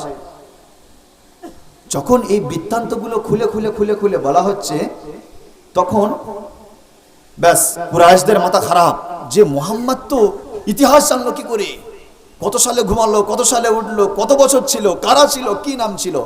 7 জন ব্যক্তির নাম শুনবেন নাকি? একজন আমলি খান, মাকসালমিনা, মারতুলিস, সাবিউনিস, দারদুনিস, মিনতিন ওয়াসিস, কাফা শাইতুতিস, কুত্তার নাম হলো কিতমির। 8। এই 7 জন ব্যক্তিকে বাদশা বলল ওদেরকে রাজপ্রাসাদে ডাক দাও, কোনো ভয় করা লাগবে না, কোনো চিন্তা করা লাগবে না, ওদেরকে আমার এখানে ডেকে আনো। এখন তারা যেমন মুসলমান ইমানদার, এখন আমি বাদশা তো ইমানদার, তাদের উপরে কোনো জুলুম করা হবে না। 7 জন ব্যক্তি তারা গুহা থেকে বার হলেন, হয়ে তারা নির্ভয়ে সেনাদের গার্ড নিয়ে তারা বাদশার কাছে হাজির হয়ে গেলেন। বাদশা তাদেরকে সালাম দিলেন, তারাও সালামের উত্তর দিলেন। দেওয়ার পরে সব কিছু জানলেন। জানার পরে ওই 7 ব্যক্তি আবার বললেন যে বাদশাহ, আমরা তো গুহার মধ্যে ছিলাম, আমরা আবার কি গুহার মধ্যে যাব নাকি? বাদশাহ বলল, হ্যাঁ আপনারা যেখানে ছিলেন সেখানেই চলে যান। ওই ব্যক্তিগুলো গুহার মধ্যে আবার চলে আসলো। আল্লাহ তাআলা তাদের রূহ কবজে তাদেরকে শেষ নিদ্রায় নিদ্রিত করে দিয়েছেন। সুবহানাল্লাহ। কুরাইশরা প্রশ্ন করেছিল এই জন্য, যদি নবী মুহাম্মদ সত্য হয়ে থাকে তাহলে ওই গুহার বিবরণটা সব সঠিক দিয়ে দেবে। এই গুহার বিবরণ কোরআনে তো নবীর প্রশ্ন করার পরে দেওয়া হয়েছে, কিন্তু এই গুহার বিবরণটা ইহুদি আলেমরা আগে থেকে জানে কি জানে না? আগে থেকেই জানে। যখন এই উত্তর দিয়ে দিল, তখন তারা বলল ঠিক আছে, উত্তর তো দিয়েছেন ভালো কথা, আমরা গুহাবাসীদের সম্পর্কে জেনে নিলাম, কিন্তু মুহাম্মদ আরো একটা প্রশ্ন বাকি আছে। চিল্লায় কোন? আরো একটা না দুটো? একটা না দুটো? কটা? যারা বলছে একটা, তারা এখানে একাই আছে, শরীরটা কিন্তু মনটা নাই। কি নাই? মনটা নাই। আরে একটা জিনিস খেয়াল রাখো, কোরআন কি সুন্দর জানাচ্ছে। আরো মজার ঘটনা হচ্ছে, যে বাদশাটা গোটা বিশ্ব শাসন করেছিল, তারপরে কি হবে দেখেন। তারা বলল, মুহাম্মদ আমরা 1 নাম্বার উত্তর তো পেলাম, কুরাইশদের বড় বড় যারা বাদশা ছিল, লিডারে ছিল, তাদের মাথাগুলো নিচু হয়ে গেল 1 নাম্বার উত্তর শুনে। 2 নাম্বার, মুহাম্মদ হয়তো আর বলতে পারবে না, মুহাম্মদ হয়তো আর দিতে পারবে না উত্তর। কি করে উত্তর দেবে? ওই গুহাটা তো রোম রাজ্যের মধ্যে, রোমের মধ্যে একটা দেশের খবর বলল, কিন্তু এবার প্রশ্ন হবে গোটা বিশ্ব নিয়ে, পূর্ব থেকে পশ্চিম আর উত্তর থেকে দক্ষিণ নিয়ে মুহাম্মদ সাল্লাল্লাহু আলাইহি ওয়াসাল্লামকে প্রশ্ন ঠোকা হলো। ও মুহাম্মদ, সকলে পড়ি সাল্লাল্লাহু আলাইহি ওয়াসাল্লাম, এবার বলেন, যে বাদশাহ গোটা বিশ্ব শাসন করেছিল তার ইতিহাসটা বলেন। আমার রব্বুল আলামিন বিশ্ব নবীকে জানিয়ে দিয়েছেন, ও নবী ভালো করে শোনেন, ওয়া ইয়াসআলুনাকা আন যিল কারনাইন। ও নবী, ওই মক্কার কাফেরেরা আপনাকে 2 নম্বরে জিজ্ঞাসা করবে যুলকারনাইন বাদশার ব্যাপারে। রাসূল আপনি তাদেরকে বলে দিন, কুল সাআতুলু আলাইকুম মিনহু যিকরা, অবশ্যই আমি অতি শীঘ্রই তোমাদের সামনে ওই বাদশার সকল বিবরণগুলো দিয়ে দেব। রব্বুল আলামিন বিশ্ব নবীকে জানিয়ে দিলেন। 1 নাম্বার দিক তারা বুঝে গেল, তারা নোট সব করলো, নবীর কথাগুলো সব তারা লিখলো।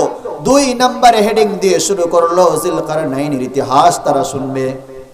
রব্বুল আলামিন নবীকে বললেন, নবী ইন্না মাক্কান্না লাহু ফিল আরদি ওয়া আতাইনাহু মিন কুল্লি শাইইন সাবাবা।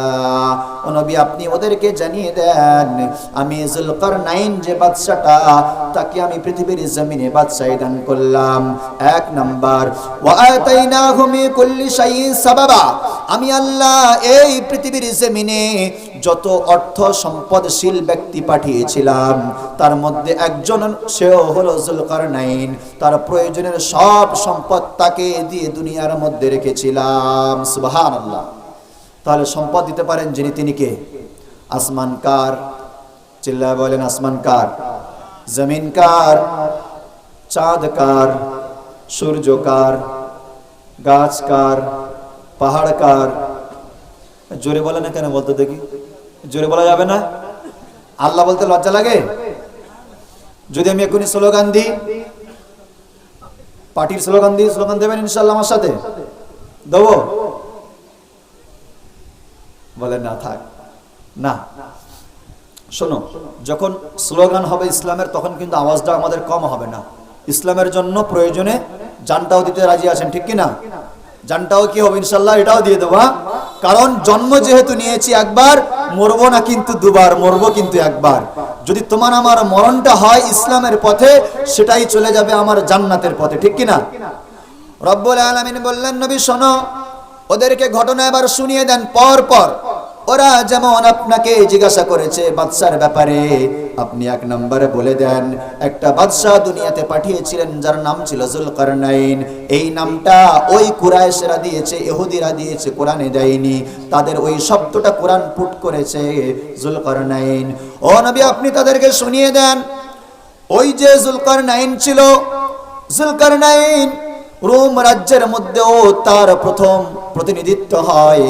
কিন্তু তার এমন ঈমান ছিল, এমন তার আল্লাহর প্রতি বিশ্বাস ছিল, যেখানে অন্যায় কাজ হতো সেখানে সে গিয়ে বাধা দিত। তার সকল সেনা নিয়ে, তার সকল বাহিনী নিয়ে, মন্ত্রী মিনিস্টারদেরকে নিয়ে চিন্তা করলো যে দেখো, আমরা এই গোটা বিশ্বটা শাসন করব, গোটা বিশ্বের মধ্যে ইসলাম প্রতিষ্ঠা করে দেব, গোটা বিশ্বের মধ্যে এমাতা থেকে সেমাতা সব শিরিকগুলো, সব খারাপিগুলো উৎখাত করে দেব। এই বলে তারা বার হয়ে গেল। রব্বুল আলামিন বলেন, ফাআতবাআ সাবাবা, সে তখন তার সেনা বাহিনী নিয়ে যুলকারনাইন রওনা হয়ে গেল। কোন দিকে রওনা হলো? আল্লাহ রাব্বুল আলামিন বলেন, হাত্তা ইযা বালাগা মাগরিবাশ শামসি ওয়াজাদাহা তাগরুবু ফি আইনিন হামিয়া ওয়া ওয়াজাদা ইনদাহা কওমা। রব্বুল আলামিন বলেন, হাত্তা ইযা বালাগা মাগরিবাশ শামসি, ওই যুলকারনাইন তার সেনাপতি নিয়ে, তার দল নিয়ে, বিশাল বাহিনী নিয়ে চিন্তা করলো, আমরা পৃথিবীর পূর্ব দিকে নয়, পশ্চিম দিকে প্রথমে আমরা যাব। যেখানে পৃথিবী শেষ হয়েছে, যেখানে সূর্য ডুবে যায়, আমরা সেখান পর্যন্ত যাব।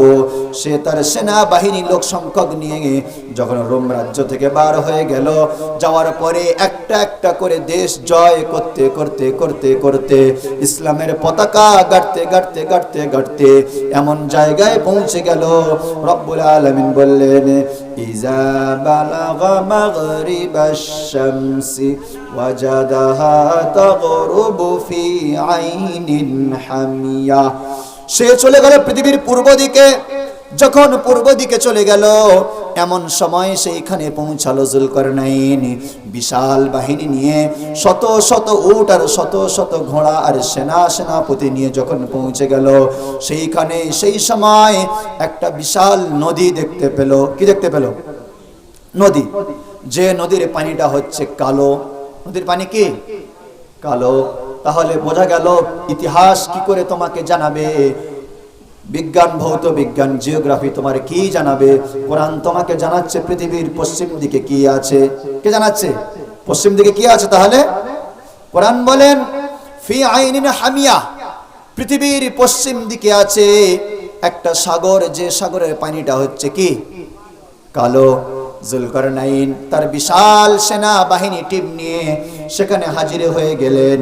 হাজির হয়ে যাওয়ার পরে তিনি গিয়ে দেখছেন, আল্লাহ বলেন ওয়াজাদা ইনদাহা কওমা, সেখানে তিনি যখন চলে গেলেন, যাওয়ার পরে দেখছেন ওই পৃথিবীর শেষ লগ্নে পশ্চিম দিকে সেখানে বিশাল একটা বস্তি আছে, বিশাল একটা শহর আছে, কিন্তু সেই শহরের মানুষ কেউ আল্লাহর ইবাদত করে না, আল্লাহর উপাসনা করে না, তারা ইসলামের কথা মানে না, তারা সব শিরকের মধ্যে ডুবে আছে, তারা সব মূর্তি পূজার মধ্যে ডুবে আছে। রব্বুল আলামিন বলেন ওই সময় যুলকারনাইনকে বলা হয় قلنا يا ذا القرنين إما أن تعذب وإما أن تتخذ فيهم حسنا। দেখেন, যদি আপনি আল্লাহর কথা মেনে চলেন তাহলে এই পৃথিবীর জমিনে প্রতিনিধিত্ব আল্লাহ আপনাকেই দেবে না? সে ঈমানদার ছিল বলে আল্লাহ তাআলা তাকে রোম থেকে তুলে নিয়ে পৃথিবীর শেষ লগ্নে পৌঁছে দিয়ে আর বলছেন কুলনা ইয়া যুলকারনাইন, ও যুলকারনাইন, ইম্মা তুআযিবা, যদি তুমি চাও যে কওম যারা আমার কথা মানে না তাদেরকে শেষ করো, তাদেরকে কষ্ট দাও, ওয়া ইম্মা তাত্তাখিযা ফীহিম হুসনা, যদি চাও তাদের সঙ্গে ভালো ব্যবহার করো। কি করো? ভালো ব্যবহার করো। তাহলে যুলকারনাইন যে বাদশাটা, ইনি প্রথমে কোথায় আসলেন? পৃথিবীর কোন দিকে? কোন দিকে আসলেন? পূর্ব দিকে না পশ্চিম দিকে? কোন দিকে? পশ্চিম দিকে। এবার রব্বুল আলামিন বলেন ওই পশ্চিম দিক ওদের সফর হয়ে গেল, পশ্চিম দিক ভ্রমণ করা হয়ে গেল। এই বৃত্তান্তগুলো বিশ্বনবী মুহাম্মদুর রাসূলুল্লাহ সাল্লাল্লাহু আলাইহি ওয়াসাল্লাম কুরাইশদেরকে স্টেপ বাই স্টেপ শোনাচ্ছে। ও কুরাইশরা শোনো, ক্বালা আম্মা মান যালামা ফাসাওফা নুআযিবুহু সুম্মা ইউরাদ্দু ইলা রাব্বিহি ফায়ুআযিবুহু আযাবান নুকুরা। যখন রব্বুল আলামিন ওই যুলকারনাইনকে বলল, যুলকারনাইন তাদেরকে শাস্তি দিতে পারো, আবার তাদেরকে ছেড়েও দিতে পারো, তখন যুলকারনাইন তাদেরকে ডেকে বলল, শোনো, আম্মা মা যালামা ফাসাওফা নুআযিবুহু, তোমরা যদি আল্লাহর কথা না মেনে চলো তোমাদেরকে শাস্তি দেওয়া হবে, তোমাদেরকে কঠোর শাস্তি দেওয়া হবে। সুম্মা ইউরাদ্দু ইলা রাব্বিহি, তোমাদেরকে দুনিয়া থেকে বিদায় করে দেওয়া হবে। ফায়ুআযিবুহু আযাবান নুকরা, আল্লাহর কাছে এর থেকে আরো কষ্টদায়ক আযাব। তাদেরকে মেসেজ কি দিয়েছেন? যদি তোমরা আল্লাহর কথা মেনে চলো তো খুব ভালো, নচেত তোমাদের কাছে শাস্তি দুনিয়াতে পাবে, আখেরাতে পাবে। সত্যি কথা, আমার অনেক হিন্দু ফ্রেন্ড আছে, ক্লাসমেট যারা ছিল, যখন মাঝে মাঝে 24 পরগনা যাই, একদিন আমার সাথে আমার গাড়িতে বাজার থেকে বাড়িতে ফিরছে, খুব শিক্ষিত ছেলে, মেকানিকের কাজ করে এখন। সে আমাকে বলছে, বলে আশফাক ভাই তুমি অনেকটা আগিয়ে গিয়েছো, একসাথে পড়তাম, কিন্তু তোমার এখন যেন চেনা যায় না। তো সত্যি বলতে গেলে আমার একটা খুব আক্ষেপ, আমি একটা শিক্ষিত ছেলে, আমি আমার ধর্মগ্রন্থ চাইলে পড়তে পারি না। তোমাদের ধর্মে কি সুন্দর কোরআন সবাই পড়তে পারে, ধনী গরিব এতিম মিসকিন শিশু বৃদ্ধা জওয়ান যুবতী সবাই পারে, কিন্তু আমাদের এটা যেন মানে সর্বসম্মতি নয়। আমি বললাম, দেখুন ভাই, দুঃখ করার কিছু নেই, যদি ধর্ম সঠিক হয় এতে অসুবিধার কিছু নেই, পড়তে পারেন চাই না পারেন, আমাদের তো অনেকে কোরআন পড়তে পারে না। যাই হোক, সে তখন বলল, আরো একটা বিষয় খারাপ লাগে, তোমাদের যখন কি সুন্দর মানুষ মারা যায় তখন তাকে আস্তে করেও রাখে, জোরেও রাখে না। কিন্তু আমাদের কি করি বলতো? আমাকে নিয়ে যদি আগুনে পোড়ায় তাহলে কেমন একটা লাগে না? আমার মুখে আমার বড় ছেলে আগুন দেবে, এটা কেমন একটা লাগে না? তো আমি এর জন্য খুব চিন্তা করি আর ভাবি কি করব, ধর্মে যেহেতু এসছি। কিন্তু সত্যি তোমাদের ধর্মটা আমার খুব ভালো লাগে, যে কি সুন্দর কাফনের গায়ে একটা যদি মশাও বসে সেটাকে তোমরা তাড়িয়ে দাও, কি সুন্দর আতর সুরমা দিয়ে কি সুন্দরভাবে তাকে ধুইয়ে মুছে মাটির ভিতরে আস্তে করে তাকে তোমরা রেখে দাও। তো তখন আমি বললাম, হ্যাঁ ভাই, এটাই হচ্ছে ইসলাম। এবং একটা সুন্দর জিনিস যে কাউকে কোনোদিন ব্যথা দেয় না। অনেক সায়েন্স গবেষকরা বলছে যে আমাদের মানে অক্সিজেন যেটা আমরা নেই, কার্বন ডাই অক্সাইড যেটা ঘোরাফেরা করে, এতে তো দূষিত হয়। তো কোনো জীব, কোনো সাপ মেরে পোড়ানো নিষেধ রয়েছে। আমরা হয়তো অনেকে বিষাক্ত সাপ মেরে পুড়িয়ে ফেলি, না, বিষাক্ত সাপ মেরে কোনোদিন পোড়াবেন না। কারণ যে সাপটাকে আপনি পুড়িয়ে দিচ্ছেন তার ধোঁয়াটাও বিষাক্ত। ওই ধোঁয়াটা যদি কারোর ভিতরে যায়, যদি কেউ ভেতরে সেটাকে নেয়, তার মধ্যে বিষক্রিয়া কাজ করতে পারে। সেজন্য করে সাপটাকে মাটিতে পুঁতে দেওয়া দরকার।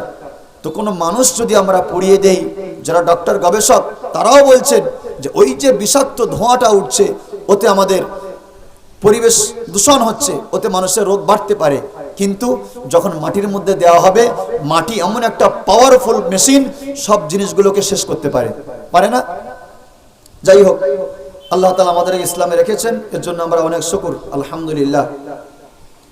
রব্বুল আলামিন বললেন, ও রাসূল, তারা তো আপনার মুখ থেকে ওই যুলকারনাইনের বিবরণ শুনতেই রইল, কিন্তু তাদেরকে বলে দেন। আল্লাহ রব্বুল আলামিন তখন শুধু আযাব দেওয়ার কথা বলেননি, আল্লাহ তাদের শুধু শাস্তি দেবে এটাও বলেননি। আল্লাহ বলেন, ওয়া আম্মা মান আমানা ওয়া আমিলা সালিহান ফালাহু জাযাআনিল হুসনা। রব্বুল আলামিন বললেন, শোনো ও যুলকারনাইন, ওদের মধ্যে যারা ঈমান আনবে, যারা তোমার কথা মেনে নেবে, যারা আল্লাহকে বিশ্বাস করবে, আল্লাহর ইবাদত করবে, নেক আমল করবে, নেক কাজ করবে, ফালাহু জাযাআনিল হুসনা, এবং আমি আল্লাহ তাআলা তাদের জন্য রেখেছি উত্তম বদলা। কি রেখেছি? উত্তম বদলা। এবং ওয়াসানাকুলু লাহু মিন আমরিনা ইউসরা, তারা দিনের পথে যদি চলতে চায়, তার মধ্যে যদি কোনো ব্যাঘাত কিছু ঘটে, তার হ্যান্ডেলিং করবেন আল্লাহ। কে? আল্লাহ। তাহলে এই আয়াত দ্বারা আমরা এটাও বুঝতে পারলাম, আল্লাহ বললেন ওয়াসানাকুলু লাহু মিন আমরিনা ইসরা।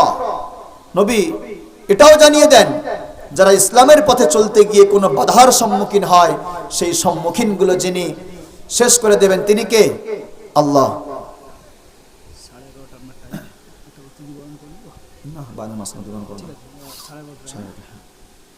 তাহলে আল্লাহ তাআলা পরিষ্কার জানিয়ে দিলেন যে যদি কোনো মানুষ ইসলামের পথে চলতে চায়, যদি কোনো সমস্যা আসে, তার সমস্যাগুলো যিনি দূর করে দেবেন তিনি কে?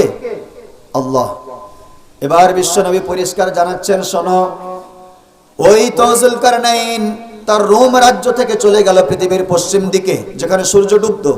আবার সেখান থেকে তার সেনাবাহিনী নিয়ে সফর শুরু করলো, যাবে কোন দিকে? পূর্ব দিকে। প্রশ্ন করেছিল না যে এমন একটা বাদশার বিবরণ দাও যে বাদশাটা গোটা বিশ্ব ঘুরেছে, শাসন করেছে। রব্বুল আলামিন বললেন, সুম্মা আতবা'a সাবাবা, ওই বাদশা যুলকারনাইন ওখান থেকে আবার রওনা শুরু করলো। কি করলো? আবার রওনা শুরু করলো। হাত্তা ইযা বালাগা মাতলি'আশ শামসি ওয়াজাদাহা তাতলু'ু আলা কওমিন লাম নাজআল লাহুম মিন দুনিহা সিতরা। যখন যুলকারনাইন ওখান থেকে আবার রওনা শুরু করে দিল, ওখান থেকে সোজা জয় করতে করতে করতে করতে যখন চলে গেল, সূর্য যেখান থেকে উদিত হয়, তাতলু আশ-শামস, যেখান থেকে সূর্য ওঠে, যখন তারা সেখানে চলে গেল, আল্লাহ বলেন আলা কওমিন, এমন একটা সম্প্রদায়ের সঙ্গে সাক্ষাৎ হলো, লাম নাজআল লাহুম মিন দুনিহা সিতরা, যে সম্প্রদায়ের উপরে কোনো পর্দা ছিল না, সূর্যের আলো থেকে বাঁচার জন্য কোনো পর্দা নাই। মুফাসসিরিনে কেরাম লিখছেন তাদের গায়ে কোনো পোশাক নাই, তাদের গায়ে কোনো পোশাক নাই, একেবারে তারা জন্তু জানোয়ারের মতো সেখানে তারা বসবাস করছে। তো ওখান থেকে উনি দ্বীনের দাওয়াত দিয়েছেন, ওখান থেকে আবার রিটার্ন হয়েছেন। তাহলে পূর্ব দিকে গেলেন, পশ্চিম দিকেও গেলেন, এবার যাবে কোন দিকে? উত্তর, তাই না? রব্বুল আলামিন বলেন, ও রাসূল আপনি জানিয়ে দেন, সুম্মা আতবা সাবাবা, ওই বাদশা তার সেনাবাহিনী নিয়ে আবার চলতে আরম্ভ করলো। হাত্তা ইযা বালাগা বাইনাস সাদাইনি ওয়াজাদা মিন দুনিহিমা কওমা লা ইয়াকাদুনা ইয়াফকাহুনা কওলা। রব্বুল আলামিন বললেন, ও রাসূল তারপর তারা চলতে চলতে চলতে চলতে এমন একটা দিকে চলে গেল, উত্তর দিকে, যেখানে গিয়ে ওদিকে তো সূর্য উঠবে না ডুববে না? ডুবে। তাহলে পৃথিবীর পশ্চিম দিকে কালো পানির সাগর, সূর্য ডুবে, আর পূব দিকেও সূর্য ওঠে। তাহলে উত্তর দিকে কি? কোরআন জানাচ্ছে, হাত্তা ইযা বালাগা বাইনাস সাদাইন, তারা ওখানে পৌঁছে গেল। যাওয়ার পরে দেখছে দুইটা পাহাড়, বিশাল বিশাল পাহাড় রয়েছে। ওই পাহাড়ের কাছে এমন কিছু মানুষ, এমন কিছু সম্প্রদায় আছে, এরা তো ছিল মূর্খ, এরা তো ছিল মূর্তি পূজারী, এরা তো ছিল শিরিককারী, ওরা তো ছিল জন্তু জানোয়ারের মতো। কিন্তু এর থেকে আরো খারাপ মানুষ হচ্ছে ওখানে, ওই উত্তরের দিকে পাহাড়ের বগলে কেমন মানুষ আছে। আল্লাহ বলেন, লা ইয়াকাদুনা ইয়াফকাহুনা কাওলা, তারা কোনো কথাও বোঝে না, কোনো কথাও বোঝে না।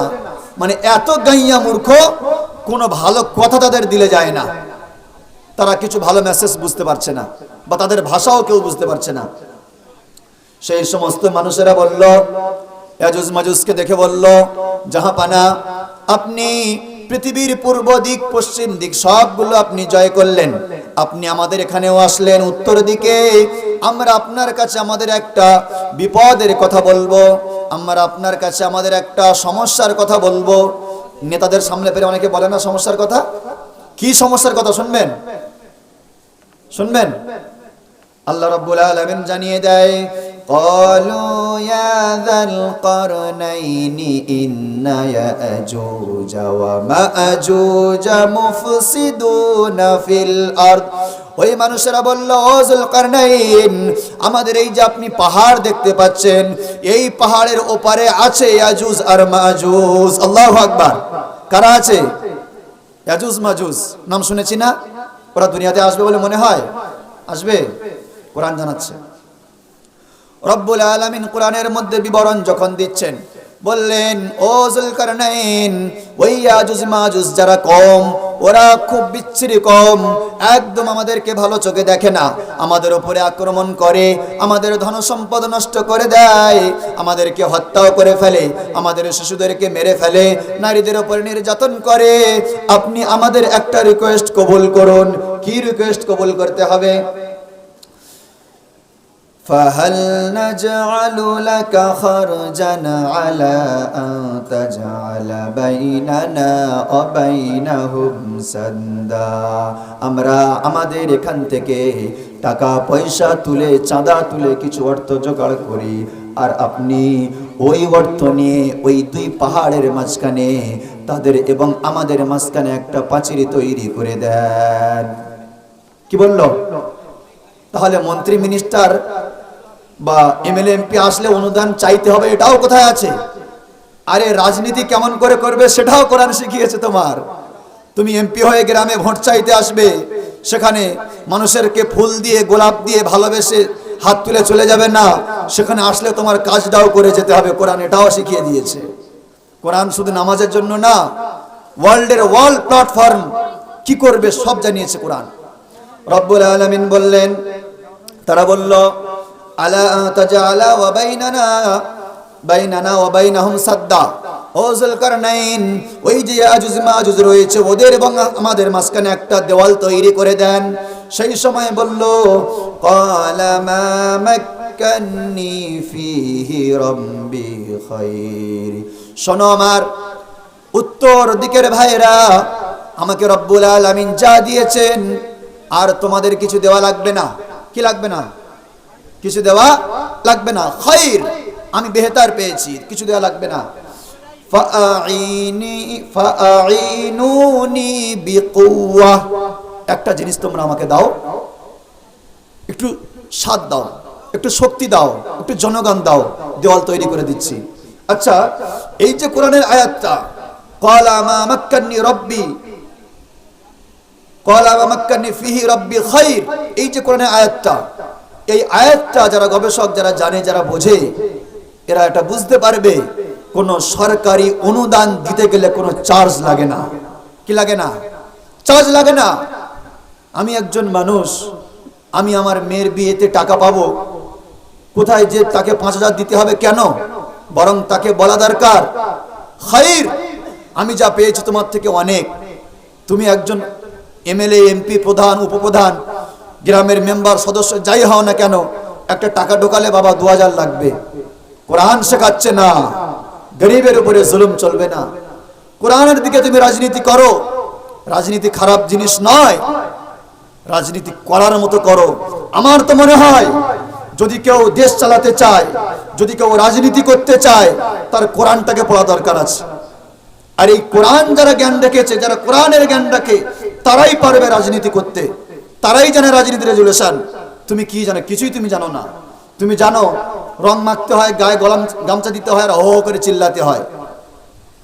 কি বললাম বুঝতে পারেনি? তুমি জানো গরিবের টাকাগুলো মেরে ঘর বাড়ি করতে হয়, গাড়ি কিনতে হয়, ব্যাংক ব্যালেন্স করতে হয়। তুমি জানো না রাত্রেবেলা ওমরের মতো গিয়ে গিয়ে গরিবের দ্বারা তার খবরটা নিতে হয়। তুমি জানো না তুমি লোক দিয়ে গরিবদের পেটাতে জানো, তুমি লোক দিয়ে গরিবের ঘরে মাল পৌঁছাতে জানো না। রাজনীতি শেখাচ্ছ আমাদের। আল্লাহর কোরআন শেখালেন। সেই সময় যুলকারনাইন যিনি বাদশা, তিনি বললেন কিছুই লাগবে না। মা মাক্কান্নী ফীহি রাব্বী খায়র, আমার আল্লাহ আমাকে যা দিয়েছেন সেটা আমার জন্য অনেক। তোমরা শুধু আমাকে একটু শক্তি দাও, একটু সাথ দাও। ফাআইনুনি বিকুওয়াতিন আজআল বাইনাকুম ওয়া বাইনাহুম রাদমা, তোমরা আমাকে সাথ দাও, তোমরা আমার সাপোর্ট করো, আমি তোমাদের আর ওই ইয়াজুজ মাজুজের মাঝখানে একটা বিশাল পাঁচিল তৈরি করে দেব, যে পাঁচিল তৈরি করার কারণে তারা আর তোমাদের মধ্যে কোনো খারাপি করতে পারবে না। সেই সময় যুলকারনাইন বললেন আতুনি সুবারাল হাদিদ, ও উত্তরের দিকের মানুষেরা, তোমরা বিশাল বিশাল লোহার চাদর নিয়ে আসো, লোহার পাত। কি লাগবে? লোহার পাত নিয়ে এসো। সবাই মানুষেরা, গ্রামের মানুষেরা আনন্দে উল্লাসিত হয়ে গেল। এমন একটা বাদশা পেয়েছি যিনি নিজে দাঁড়িয়ে থেকে আমাদের গ্রামের কাজ করে দিচ্ছেন, আমাদের গ্রামের কাজকে সম্পন্ন করেছেন, কোনো চার্জ লাগে না। 2024-এর মতো হারামখোর নেতা নেই, সেখানে দাঁড়িয়ে যখন কাজগুলো সম্পূর্ণ করে দিচ্ছেন, কি সুন্দরভাবে করছেন দেখেন। হাত্তা ইযা সাওয়া বাইনাস সাদাফাইনি ক্বালা ফুখু, লোহার বিশাল বিশাল পাত আনা হলো। সেই পাতগুলো দিয়ে দুইটা পাহাড়ের মাঝখানটা ব্লক করা হচ্ছে। কি করা হচ্ছে? ব্লক করা হচ্ছে। বাদশা এটাও চাইতেন না যদি তার গায়ে শক্তি থাকতো, নিজে বলল আমার তো, আমি মানুষ শক্তি নাই বলে একটু আপনারা সাথ দেন। গ্রামের মানুষেরা আনন্দের সঙ্গে সাথ দেবে কি দেবে না? দেবে কি দেবে না? অবশ্যই সাথ দেবে। তারা সাথ দিয়ে দিল। এমন করে দুই পাহাড়ের মাঝখানের খালি জায়গাটা লোহার পাত দিয়ে ঘিরে দেওয়া হলো। বাদশা বলল তোমরা তাকে আগুন দিয়ে জ্বালাও, ওই যে পাত দিয়েছো লোহার পাত ঠান্ডা রয়েছে, আগুন দিয়ে জ্বালাও, দগ্ধ করে দাও। হাত্তা ইযা জাআলাহু নারা, গ্রামের মানুষেরা ওই লোহার পাতগুলো আগুন দিয়ে জ্বালিয়ে জ্বালিয়ে আগুনের আঙ্গারার মতো লাল টকটকে টকটকে করে দিল। সেই সময় বাদশা বলল শোনো, এই যে আগুনের পাত দুই পাহাড়ের বিশাল মাঝখান জুড়ে আছে, এই জায়গাটা তোমাদের আর যাওয়ার কারোর ক্ষমতা হবে না, তোমরা যেতে পারবে না। এখানে গেলে জানের ঝুঁকি আছে না নাই? আছে না নাই? আছে? বাদশা বলল, তোমরা গরিব মানুষ, অসহায় মানুষ, এই গ্রামের মানুষ, তোমাদের যাওয়া লাগবে না, এবার তোমরা সরে যাও। আর বাদশাকে বললেন, ক্বালা আতুনি উফরিগ আলাইহি কিতরা, তোমরা আমার কাছে তামা এনে দাও, আমি সেই তামাগুলো নিজ হাতে তার উপরে ফেলবো, আর সেগুলো গলে সুন্দর প্রাচীর হয়ে যাবে। সুবহানাল্লাহ। বলুন, এখানে চিন্তা করে দেখুন, কাজরা যিনি শেষ করতে চাইছেন, জানের রিস্ক নিয়ে যিনি শেষ করতে চাইছেন, তিনি কে সমাজের নেতা না? নেতা নয়। কিন্তু যেখানে রিস্কের কাজ আসে সেখানে গরিব মানুষদেরকে ঠেলা হয় কি হয় না? মারামারির সময়, কোন দগ্ধের সময়, কোন বিপ্লবের সময়, ঝামেলার সময় নেতারা শেষে আসবে, ফার্স্ট অ্যাকশনে কোনো দিন থাকবে না। কি করবে না? থাকবে না। তাহলে রব্বুল আলামিন কি সুন্দর করে শেখাচ্ছেন রাজনীতি কেমন করা লাগবে। কোরআনে আসে না? নাই। কোথায়? কোরআনের কোথায় আছে? শিখে যান। 18 নম্বর সূরা আল কাহাফ, 16 নম্বর পারা, হিফজ কোরআনের 304 নম্বর পৃষ্ঠা। আল্লাহ রাব্বুল আলামিন সুন্দরভাবে জানাচ্ছেন, ওই যে নেতা তৈরি করলো বিশাল একটা প্রাচীর, 4 মাসে ভেঙে পড়ে যাবে নাকি? 5 মাসে ভেঙে পড়ে যাবে না? 1 বছরে ভেঙে পড়ে যাবে?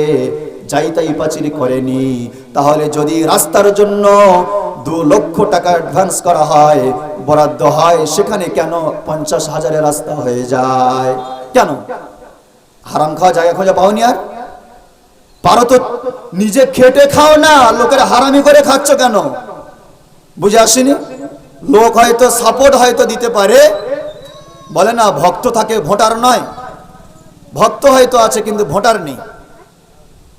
তুমি যে আজকে নেতাগিরি দেখাও, এত টাকা রেজুলেশনে রোডটা হওয়ার কথা, তুমি সেটা না করে এত টাকা নিয়ে নিয়েছো, ওতে তোমার মাথা যন্ত্রণা আর ব্যথা, হিসেব নিজেও করে পারে না। কিন্তু বাদশাহী শেখাচ্ছেন, তিনি এমন একটা প্রাচীর তৈরি করলেন, তিনি বলছেন ফামাস্তাতাউ আইয়াযহারুহু ওয়া মাস্তাতাউ লাহু নাকবা।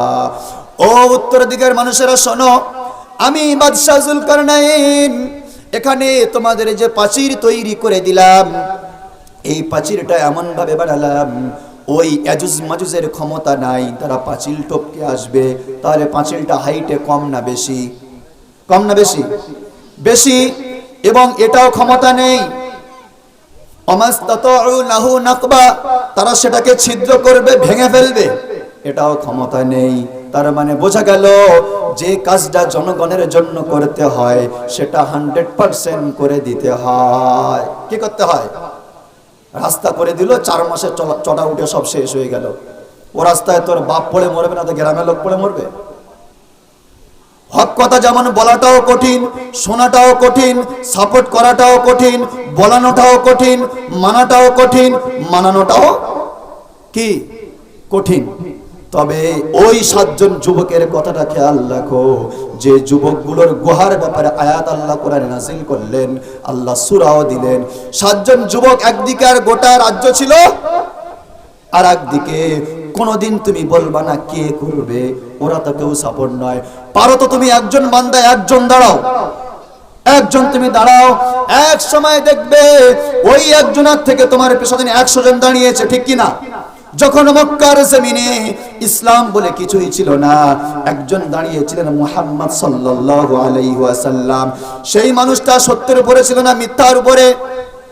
সত্যের উপরে।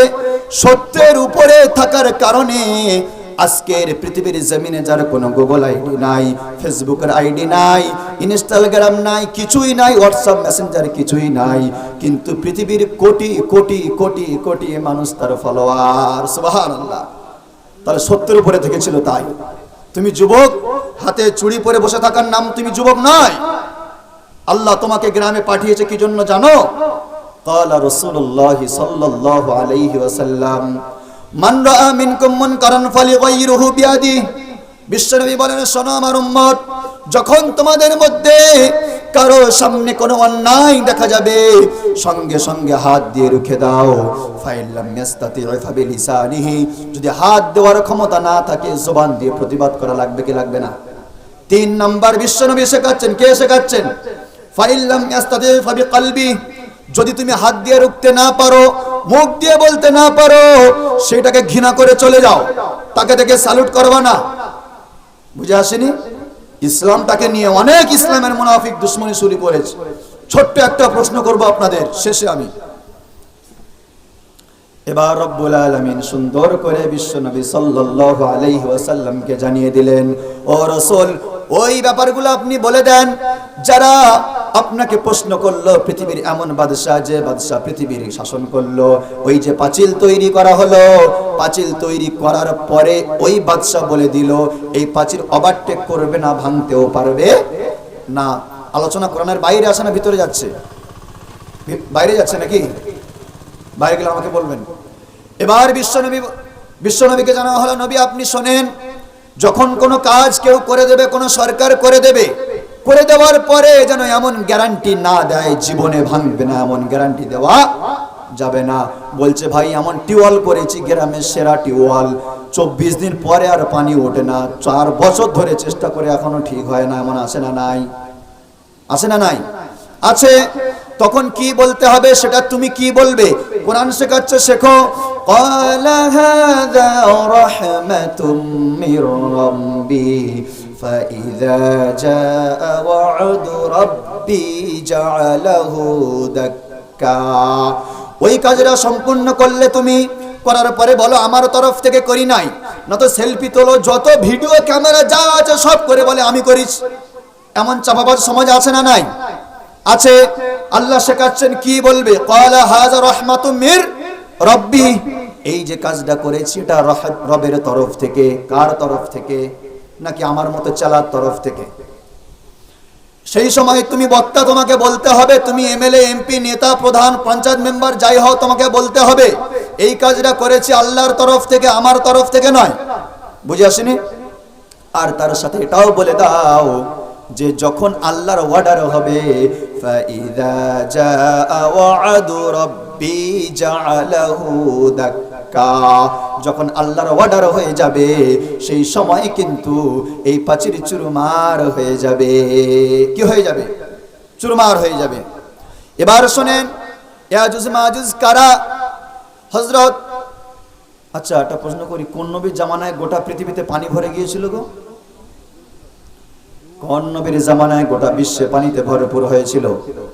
নূহ নবীর জামানায়। কতদিন ছিল? কতদিন ছিল? কতদিন ছিল? কিচ্ছু জানে না।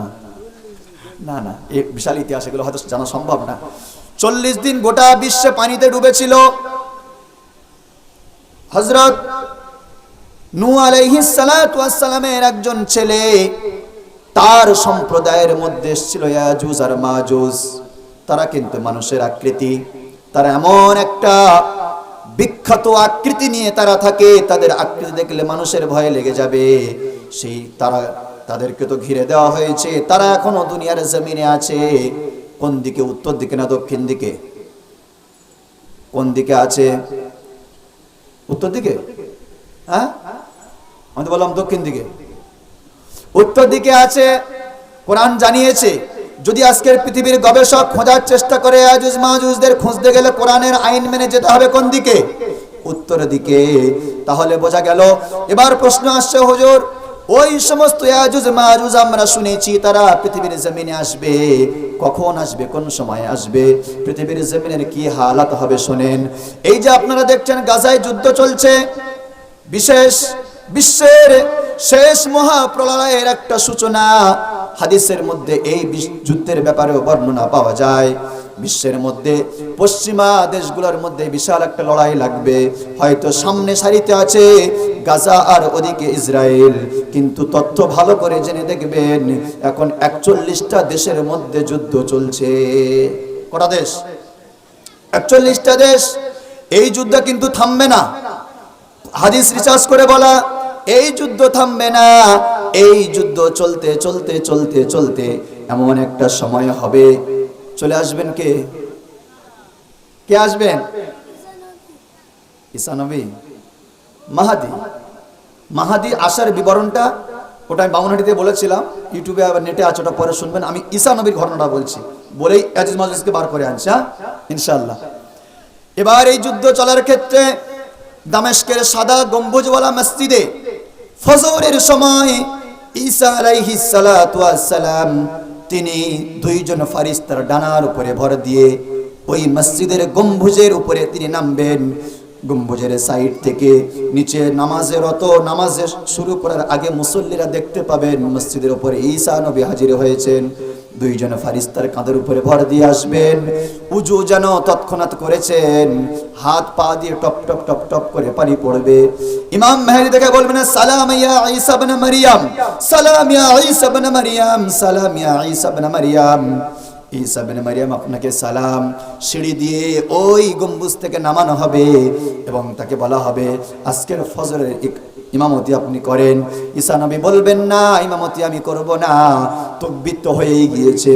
আল্লাহু আকবার বলে তাকবীরে তাহরিমাটা বাঁধা বাকি ছিল। তাহলে যার জন্য হয়েছে তাকবীর, ইমাম মাহদির জন্য উনি নামাজ পড়ান। ইমাম মাহদি নামাজ শেষ করবেন, তারপরে গোটা বিশ্বের মুসলমানদের কাছে খবর হয়ে যাবে এসছেন কে, ঈসা ইবনে মারইয়াম, ঈসা নবী।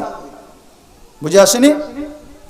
উনি আসবে যখন, ওনার আসার আগে দাজ্জাল এসে যাবে, দাজ্জাল আসার আগে মাহাদিও চলে আসবে।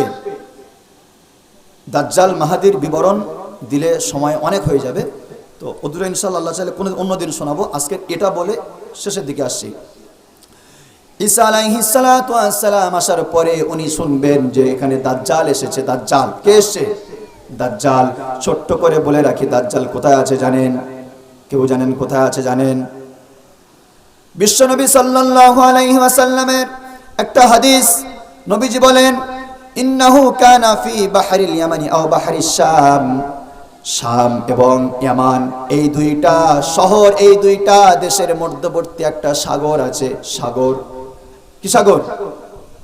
সাগরটার নাম কি জানেন? লোহিত সাগর। সাগর একটা যেদিকে যায় সেদিকে নাম পাল্টে যায়। ওই সাগরের একটা অচিন দ্বীপ, ওই দ্বীপের মধ্যে এখনো দাজ্জাল বেঁচে আছে। বিশ্বনবী বলেন হাদিসের মধ্যে এমন কোন নবী দুনিয়াতে আসে নাই দাজ্জালের ভয়াবহতা সম্পর্কে তার উম্মতকে সতর্ক করে যায় নাই।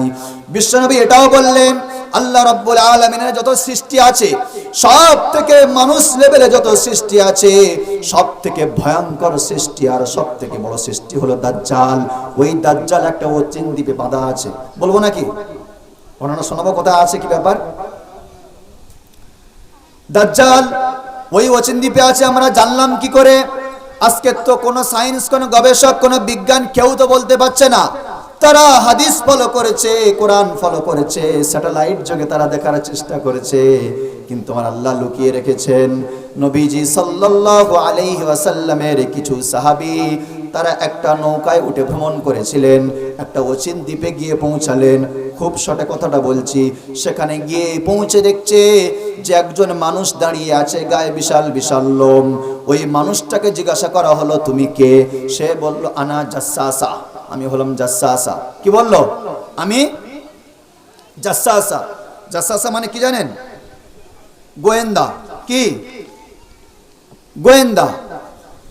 তখন বিশ্বনবীর সাহাবীরা বললেন, মুসলিম শরীফের বর্ণনা, তুমি এখানে কার জাসসাসা করো, কার গোয়েন্দাগিরি করো?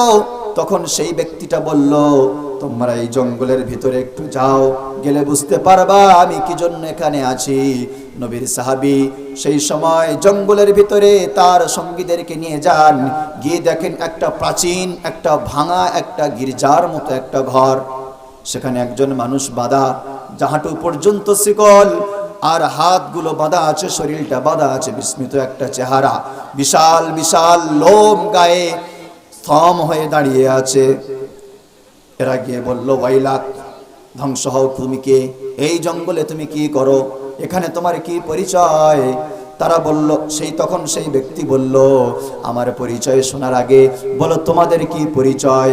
তখন বলল, আমরা তো আরব থেকে এসেছি, আমরা একটা নৌকায় ভ্রমণ করতে বার হয়েছিলাম, 1 মাস যাবৎ আমাদের কিনারা হারিয়ে ফেলেছি, আমাদের নৌকা ভেসে ভেসে এই দ্বীপে পৌঁছে গিয়েছে, আমরা এখানে চলে আসলাম, তাই তোমার সঙ্গে সাক্ষাৎ হয়ে গেল। তামিমে দারি সেই সাহাবী, তিনি হাদিসটা বর্ণনা দিচ্ছিলেন। তিনি বলেন, আমরা যখন তাকে জিজ্ঞাসা করলাম তুমি কে, উত্তর তো দেয় না, বরং তোমরা কোথাকার মানুষ এইটা আমাকে বলো। আমরা বললাম তো আরবের মানুষ। বলে আরবের মানুষ, তাহলে কিছু প্রশ্নের উত্তর আমাকে দাও। 1 নম্বর প্রশ্ন করি, বাইসানের খেজুর গাছের খেজুর আছে নাকি শুকিয়ে গিয়েছে? তারা বলল না, বাইসানের খেজুর গাছে খেজুর তো আছে, সেই খেজুর মানুষ নামায়, সেই খেজুর মানুষ খায়, বিক্রি করে। তারা বলল শোনো, তখন দাজ্জাল বলল ওই বাইসানের খেজুর গাছের খেজুর একদিন শেষ হয়ে যাবে। তারপরে দাজ্জাল বলল শোনো, বুহাইরাতুত তাবারিয়া, ওই নদীর পানি এখন আছে নাকি? তখন বলল হ্যাঁ, ওই নদীর পানি তো আছে, ওই নদীর পানি দিয়ে মানুষ শেষ করে, চাষাবাদ করে, মানুষ সেগুলো দিয়ে ফসল ফলায়। বলে 3 নম্বর প্রশ্ন, জুগারের ঝর্ণা আছে নাকি? জুগারের ঝর্ণা বলা হয় হযরত নূহ আলাইহিস সালাতু ওয়াস সালামের একজন কন্যা ছিল, যাকে শেষ করা হয়েছিল, যার নাম ছিল জুগার। সেখানে একটা ঝর্ণা তৈরি হয়েছিল, সেই ঝর্ণার নাম হলো জুগারের ঝর্ণা। বলে ওই ঝর্ণা আছে নাকি? বলে হ্যাঁ, ওই ঝর্ণাটাও আছে। বলে ঠিক আছে, 4 নম্বর উত্তর দাও, তোমাদের আরবের মধ্যে কোনো নবী এসেছে নাকি? বলে হ্যাঁ। বলে তিনি কোথায়? বলে তিনি মদিনায়। বলে মক্কায় নাই? বলে না। বলে তার সঙ্গে কি যুদ্ধ হয়েছে তার কওমের? বলে হ্যাঁ, যুদ্ধ হয়েছে। 5 নম্বর প্রশ্ন করা হলো, তার কওমের সঙ্গে যুদ্ধ করা তো হয়েছে জানি, কিন্তু তিনি জিতেছেন না তার কওম জিতেছে? তখন তামিমে দারি সকল সাহাবীরা বললেন তিনি জিতে গিয়েছেন। তখন সে বলল আমি জানি এগুলো ঘটবে, কিন্তু এই জিনিসগুলো যখন শেষ হয়ে যাবে, যেমন বাইসানের খেজুর বাগানে খেজুর হবে না, বুহাইরাতুত তাবারিয়ার পানি শুকিয়ে যাবে, জুগারের ঝর্ণার পানি বন্ধ হয়ে যাবে, সেই সময় আমার আগমন ঘটবে, আর আমি হলাম সেই মাসিহুদ দাজ্জাল। কি? আমি হলাম সেই দাজ্জাল। দাজ্জাল যখন আসবে তখন তার সঙ্গে সাথ দেবে পৃথিবীর কোন সম্প্রদায়ের মানুষ? ইহুদিরা। তার সঙ্গে সাথ দেবে ইহুদিরা। সেই ইহুদিরা, এরা জানে এদের প্রতিনিধিত্ব দেবে দাজ্জাল। দাজ্জাল আসার পরে প্রতিনিধিত্ব দিতে দিতে দিতে দিতে বহু বছর যাবে, গোটা বিশ্বে তারা প্রতিনিধি দিয়ে গোটা বিশ্বে নিজের কবজায় নিয়ে চলে আসবে। সমস্ত ব্যাংক ব্যালেন্স থেকে শুরু করে অর্থনৈতিক, খাদ্য, সব কিছু নিজেদের কন্ট্রোলে তারা নিয়ে নেবে। নিজেদের কন্ট্রোলে যখন নিয়ে নেবে, শেষের দিকে ঈসা আলাইহিস সালাতু ওয়াস সালাম আসবেন, তার খবর পেয়ে যাবে। ওই দাজ্জালকে বাবে লুত নামক গেট, ইসরায়েলে সেই গেটও এখনো তৈরি, সেই গেটের কাছে ওই দাজ্জালকে হত্যা করে ফেলবে। দাজ্জালকে হত্যা করে ফেলার পরেই কিছুদিন পরে আল্লাহ তাআলা হযরত ঈসা আলাইহিস সালাতু ওয়াস সালামকে বলবে, ঈসা, এটা পৃথিবীর শেষ লগ্ন, এবার তুমি তোমার অনুসারীদেরকে নিয়ে, খানা পানি নিয়ে তুর পাহাড়ে চলে যাও, সেখানে গিয়ে তোমরা লুকিয়ে যাও, এখন বার হবে ইয়াজুজ আর মাজুজ। যে বলছিলাম উত্তরে আছে ইয়াজুজ মাজুজ, তারা প্রতিদিন সকাল থেকে সন্ধ্যা পর্যন্ত তাদের দেওয়ালটা চাটতে থাকে, তাদের সবাই মিলে বলে কালকে হয়ে যাবে, বার হয়ে যাব, কিন্তু ইনশাআল্লাহটা না বলার কারণে তাদের আর সেটা সফল হবে না। ওই কিয়ামতের আগে ইনশাআল্লাহ বলবে, ইনশাআল্লাহ বলার পরের দিন ওই দেওয়ালটা ভেঙে তারা দুনিয়ার জমিনে আসবে। বলা হয়েছে তারা একটা সমুদ্রের উপরে যখন তারা অতিবাহিত হবে, অতিবাহিত হওয়ার পরে সমুদ্রের পানি, মাছ, প্রাণী সব খেয়ে ফেলবে, এমন একটা আকৃতি নেবে সমুদ্র, যারা দেখবে তারা ভাববে হয়তো জীবনে এখানে কোনোদিন পানি ছিল না। এমন হয়ে যাওয়ার পরে তারা দুনিয়াতে এমন ভাবে বিস্মিত হয়ে থাকবে, এত খুন খারাপি করবে যেটা বলে বোঝানো যাবে না, সবাইকে শেষ করবে। সহিহ বর্ণনার মধ্যে পাওয়া যাচ্ছে শেষে তারা একটা পাহাড়ের উপরে উঠবে, যে পাহাড়ের নাম হলো জাবালুল খামার। উঠে বলবে আমরা গোটা বিশ্বের সবাইকে শেষ করেছি, এবার পালা হলো আসমানওয়ালাকে শেষ করা। তারা তখন ওখানে দাঁড়িয়ে তীর নিক্ষেপ করবে আসমানের দিকে।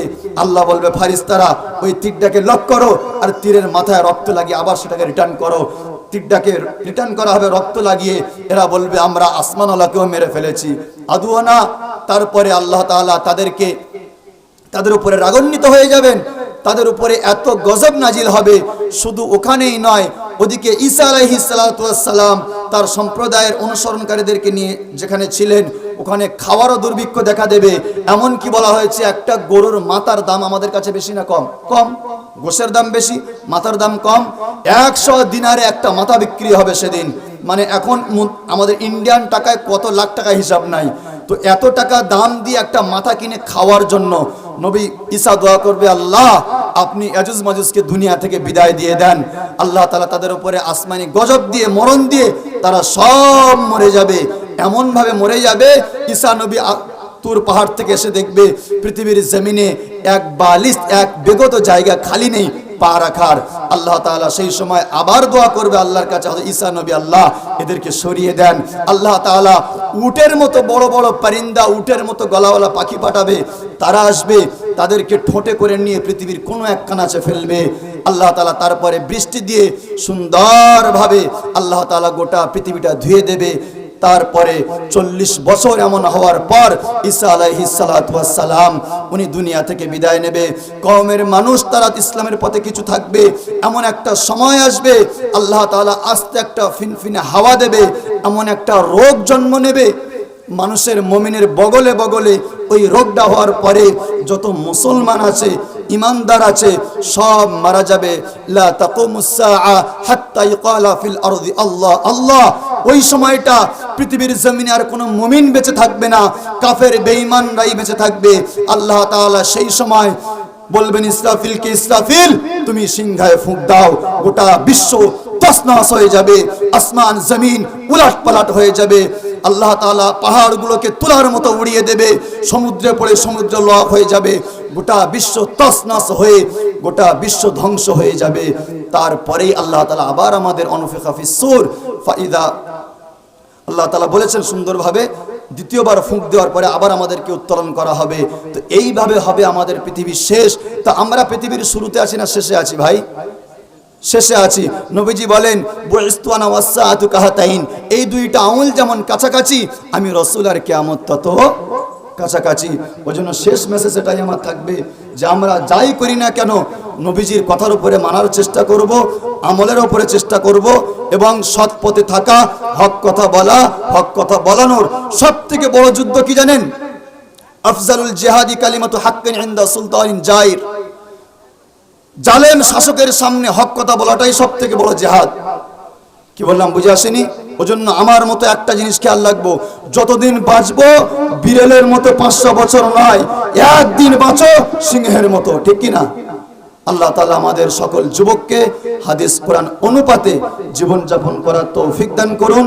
এবার আলোচনার শেষে একটা কথা 1 মিনিটে বলে দিই। হযরত চলে এসেছেন, কথা বলাটা বিয়াদবি লাগছে, যে আপনাদের যে আলোচনাটা শোনালাম সূরা আল কাহাফ থেকে, এই আলোচনা থেকে আপনারা 4টে জিনিস গ্রহণ করুন। 1 নাম্বার, সকল কাজের শেষে আমরা কি বলবো? কি বলবো? ইনশাআল্লাহ। কাজটা হয়ে গেলে আলহামদুলিল্লাহ, হাযা মির রাহমাতি রাব্বি, রবের তরফ থেকে। কি বললাম বুঝে আসছে? 2 নাম্বার শিক্ষা, শিরকের সঙ্গে কোনো আপোষ নেই, বাতিলের সঙ্গে কোনো আপোষ নেই। 7 জন ব্যক্তি শিরিক ছেড়ে তারা ঘুমিয়ে পড়েছিল 309 বছর। 3 নাম্বার, ইসলামের জন্য শুধু গ্রামটা কেন সব ছাড়তে রাজি আছি, শেষে নিজের দেহ থেকে জানটাও ছাড়তে রাজি আছি। 4 নাম্বার শিক্ষা, জালেমের সামনে আমাকে তোমাকে হক কথা বলতে হবে, কি হবে না? অবশ্যই বলতে হবে। এই বলে আমি আমার ক্ষুদ্র বক্তব্য ইতি করলাম। হযরতকে বসিয়ে রেখে অনেক বিয়াদবি হয়ে গেল। যাই হোক, আপনারা অনেকক্ষণ শুনেছেন। আমার থেকে আরো টপরাঙ্কে আলোচনা শাইখুল হাদিস জনাব হযরত মাওলানা মুফতি ওয়াসিমুল বারী সাহেব, তিনি আলোচনা রাখবেন। আমরা কেউ যাব না, শান্তভাবে আমরা শুনবো আলোচনাগুলো এবং বোঝার চেষ্টা করব। আল্লাহ তাআলা আমাদের সবাইকে হাদিস কোরআন শোনা, বোঝা, আমল করা তৌফিক দান করুক। ওয়া আখির দাওয়ানা আনিল হামদুলিল্লাহি রাব্বিল আলামিন। মাশাআল্লাহ, মাশাআল্লাহ, খুবই সুন্দর।